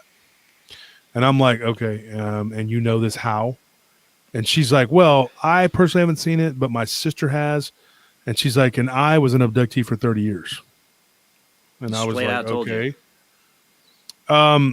When she started telling me that, now, I think I was, at that time, I was 25 or something like that. Yeah. And this woman was about 20 years older than me. Or not quite 20 years older than me. But she said it started when she was like, just before she became a teenager. Yeah. And she started being abducted. And then her sister started being abducted. And there was the Grays. Always the Grays. She began to tell me and Scorpion like an entire journey and I never it just kind of hit me sideways. So I started bringing my notebooks. In the early days of collecting these stories, I would write them in notebooks. And so I was writing everything down, the best I could, taking notes. And over 2 months working with her, actually maybe almost 3 months, she told us all kinds of incredible things that happened to her. I mean, I could do like an entire book on what happened to this woman. And she was married to a Fort Hood soldier at one time. And then he started having abduction things happen to him on his way into Austin to go to work from Killeen. And so she said that there was these things were always around her, that they would be around her and things would happen, and she talked about them coming through the wall and just taking her right through the wall. And they were these gray looking aliens. Now, I have my own theories on the Grays. I think that they are like a biological robot. Yeah, like a drone Yeah, like android. a mercenary. Yeah, Yeah. and they work for the the highest bidder or whatever. And I think that they do the bidding of the reptilians and the mantis beings quite often, and you see them together. Right. But there is a type of canid, upright canid looking creature. Now Jody Cook talks about it, and unfortunately, I had him on my show. And we talked for 2 or 3 hours, and we didn't even get to that part. And I was like, man, I wanted to get into that part because they show them on Star Wars. They actually show like a type of alien that's like a werewolf looking creature. Gets his arm cut off by Obi-Wan Kenobi in the Yeah, scene. I think that's no, that was Walrus Man. That was the Walrus Man. I could tell you're a Star Trek guy. Well, he's in there. Well, in the Star Wars scene, the cantina, there's a wolf there with the walrus guy that goes, that starts to pick the fight. But I thought it was the wolf that got his arm kicked off. Because you see the hairy arm. Oh, don't tell me it's a Mandela effect. You go back and watch now, and it's you're gonna have to go back and watch. We've been time traveled. Dude, I mean, I'm telling you, the Mandela effect is one of the freaky things, man, that's affected me too, and everybody's like, oh, it's not real. I'm like, the hell it's not. I mean, it's happened to me and several of my friends. My wife's a firm believer in it because she's a very detail-oriented person. There's some themes that she swears this has changed. Yep. Oh, yeah, she's totally It's crazy. into that. And women, when it comes to the attention to detail, and see, my brother gets mad when I talk about him having attention to detail. I said, well, you have very effeminate abilities. He gets mad. Oh, he's all macho. He gets real mad. I'm saying, dude, it's a compliment. It's a compliment. Not everything is, beat him up, whatever. It's a good thing, but I tell my brother, and he's very talented. He's a musician, he has all kinds. Everybody in my family's musically inclined but me. And my talent, I guess, is telling people's stories and pugilism, being able to fight. Yeah. That's pretty much my gifts, and that they were all musically inclined, not me. But my brother, he's a very artistic guy, very, very, very intelligent, very smart. And he picks up on details, and he said, you remember David talking about that, because it was something that it was such a banal thing, in conversation that kind of in passing. And I didn't even remember really him talking about it. And I thought, you know what, you're right. He did say something about that. And that was after me and yours conversation when we did our recording. Yeah. And then me and my brother were driving to go to the post office to mail off some of the great things that we give away to the people. And so we were talking, and we started talking about the alien thing. And I said something really weird happened to me. I was on the phone with Jason Bland, and Jason was talking away about his alien abduction thing, which is very interesting to me. And I told my brother, I said, dude, I don't drink caffeine, but I had drank a Coke, to get all amped up because I knew we were going to go 3-4 hours, And my brother's like, I told him I fell asleep while he was talking. He was like, really? And I was like, yeah, it was just weird. I was telling him, and he goes, is he a boring guy? I said, no, not at all. He's not boring at all. That might be. But when he got to the alien abduction thing, it was like, and then he woke me up. And then he says, that's weird. He's like, my brother's had weird dreams, that we've actually had together. And like me and him and Shared another friend dreams. that lived in that house, we had like the similar dreams, Yeah. And so I told my brother, I was like, he was talking about these aliens, and then he said, did you tell him about, my brother said, did you tell him about what happened to Lily over with the blue aliens over there? I said, no, but I told him about the blue aliens that happened to me. Well, one thing led to another, and we started talking about what that guy David had said, and I had totally forgotten all about that. And I was like, you're right. He did mention that. And he said that they didn't abduct me, but that they were in the room and that they were there. They were there. And they came through the wall. He goes, because they can change the density of their bodies or whatever. Yeah. And so it's not magic. It's just science. When people talk about magic, I always tell them there is no magic. There's only science that hasn't been caught up with yet. Yeah. Sacred geometry can tell you a lot. When people are casting spells and doing all kinds of different things, you use a lot of geometry, geometric patterns and things like that. I mean, and people don't really realize that these are, I've had people tell me, like a friend of mine that was in Arizona, I had a very weird incident because I see ghosts sometimes and people think I'm crazy. I'd let them, I'm like you, let it rip, whatever. Yeah, whatever. I saw one, we were in Buckeye. It looked like my nephew sat on the foot of the bed, and it wasn't. Then the guy, he was a Gujarati Indian, and I know a lot about the Indian subcontinent because I studied Hinduism very deeply. And so when I began to speak to him, he was kind of, when I told him, oh, you're Gujarati, and I saw that, the Ganesh, and I talked about it and told him, I knew about Ganesh and blah, blah. Then he's like, oh, hey. all it takes is a little bit of culture and you can talk to people, Exactly. They don't know you, you don't know them. And it's like, you're from two different worlds, but we're all on the same planet. We're all the same, dude. People don't get that. They just think it's like, I'm me and you're you. And there's all this tribalism and there's no anything. It's just us as people, Began to talk to this young man and he was like, wow, that's cool. All this about Hinduism. And I talked to him about the yugas. And I said, yeah, we're in the Kali Yuga. Ain't it a B word, And I said, he was like, he's like, man, yeah, man, that's crazy. This, So we started clicking. And then he told me, I said, let me ask you a question. I told him, I said, is that hotel room haunted? And he's like, man, my uncle would get so mad if I tell you, but yes. And I was like, okay, I'm just making sure I wasn't crazy. A man had killed himself in there. His wife and kids had left him. And it wasn't even like a long time before that. It was only a few years. And then after that, people would see it. And I actually went back into the room and I spoke, and I don't know if it did anything, but I said, please, I was like, go toward the light, because that's all I know to do. Yeah. And even you can even create it yourself. And so that's all I could do to talk to this entity that was there. It didn't seem evil or anything. But it was there, now here's the thing. These beings, these entities, whatever you want to call them, I mean, they can literally, they are on the same plane of existence. I believe they move into the fourth dimension, just as the alien beings that we're talking about. I believe that they exist on the fourth dimensional plane. And I believe that it's all relative. If you look at like some of the things that people see and some of the things that like with ghosts, you'll start to go, there's a similarity there. Yeah.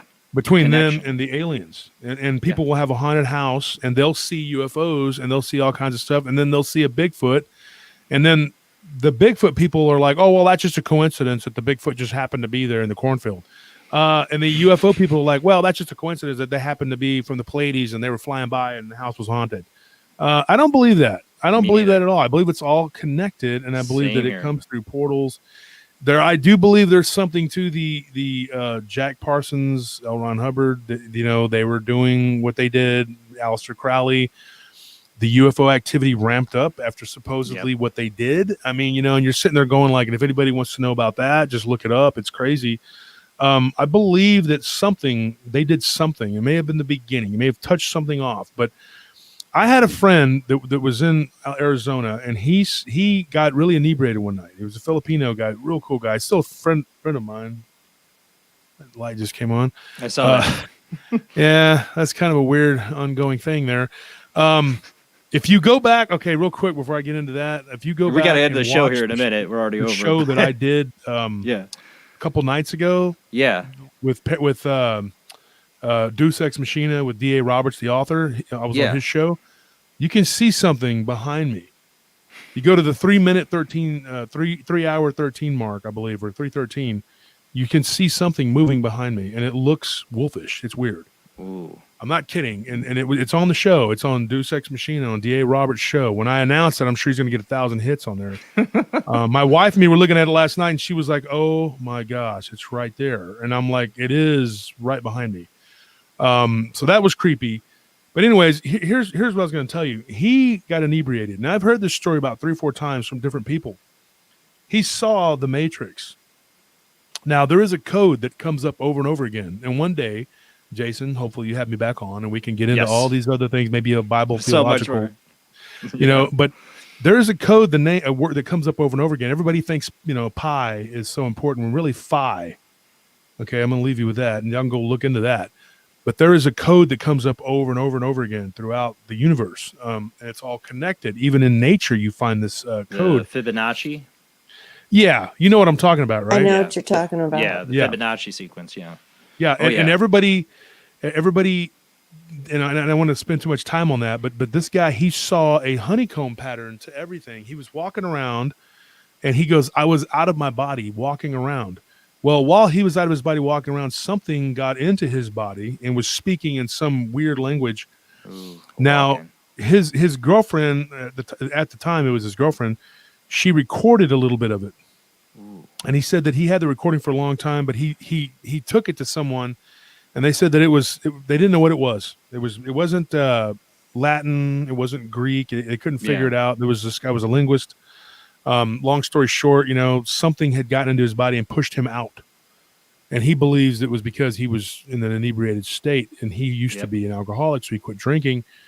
But he was walking around a hotel in Arizona, and he said that he was seeing a honeycomb pattern everywhere he looked. It was like he could see geometric shapes and patterns, and each one would do something different, and he would push on it, and it would become something else.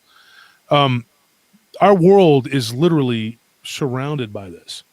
Now, if you were able to see these things in like sacred geometry, you would be able to manipulate the matrix. I tell people all the time, they ask me, like, when I was young, I was a little skinny, sickly kid. And then I became a little fat kid for 2 or 3 years. And then I got real tall and I got real muscular and I was kind of lanky and I played ball and I boxed and I did all kinds of things. But I wanted to be bigger and stronger, and I basically willed myself to do that. Now, people say, how do you will yourself to do that? Because if you can figure out the matrix, you can pretty much do anything. But I also believe that there's a limit because you're not supposed to go too far. I believe that there are rules and regulations. People ask me questions like, and they're good questions, but they are kind of smarmy. And they're like, well, why isn't everybody just getting possessed by demons? I said, because there's laws. Heard that. And they're like, well, they're outlaws. I said, absolutely. There are outlaws in every civilization and in every society. And they are ones that follow the rules and there's ones that don't, because there's severe consequences to not following those rules for us and for them. Yeah. So we're not supposed to be breaking certain rules, and they're not supposed to be breaking certain rules. But of course, as you know, there are a lot of people who do. I have friends who run stop signs and stoplights just because it's breaking the law. You know what I mean? They will do anything just as long as they're not following the rules, because that's just how they are. Yeah. And I have one friend who's got a bad habit of that. I'm like, why do you do it? He goes, because I have no respect for man's laws. And I'm like, okay, fine, whatever. But it's just the way it is. You have those kinds of beings too, who aren't going to follow the rules. They're going to do what they do. And I think with these Greys, they started abducting this woman, and the next thing you know, she was in the Poconos with her family. And then these reptilians started entering into the picture, and the abductions got more severe, and her sister even got taken to, she don't know if it was a craft or a facility where she saw these Dogman looking creatures. And I've gotten reports of mantis creatures alongside these werewolf looking creatures. And it gets really weird. I mean, there's a lot of weird stuff out there, but anyways, I know we're running short on time, and I'm babbling. We're on over here. time, but it's easy to do with you because there's so much we could keep on talking. Like I just real quick personal experience I had. You talked about your brother having shared dreams. I had that with a guy who was like my brother, my cousin. We're only 2 months apart. We grew up very close, and when we were in early 20s, we shared dreams that were about aliens. Okay, I'm like, I can't have time to get all the details, but one time I was trying to teach him how to meditate. And we were in our 20s, and we're doing it. And he never did it with me again, because he said at one point in the candlelight, he looked at me, and he didn't see me anymore. He saw a blue alien. He said, "Looked like the Greys, but you were blue, and you had these lights flying around you." He's like, I remember him getting up and going, I'm done. I'm not doing this anymore with you. What is your life path number? I have no idea. I don't remember. Somebody's told me before, and I don't remember. If you text me your birthday, I can give you that, and I'll tell you, because I'm a 7, and 7s supposedly are not from here. Yeah, I don't know. I thought a 6, but I don't know. I don't remember. Somebody's told me, unless Jamie remembers. I don't know. I'm bad 6 at can that move stuff. In and out. 6 can move from 5 to 8, just as 7 can move from. Somebody from recently, 6 to 8. I had a guest that recently told me. I remember, Jamie, and I can't even recall right now. We got to go. See, we can keep on talking all night long with you, and we got to have you back on, Josh. We got to have you back on. We got to record another podcast again together too. We'll work together, Jason, for sure. I really like you a lot, man. Paul Anthony Wallace was always. He would talk gushed about you. Oh, Jason's awesome. I love Jason. He's such the Paul Anthony Wallace impression. That's awesome. I can't do impressions, but you sounded just like him. All right, guys, that is it for the show.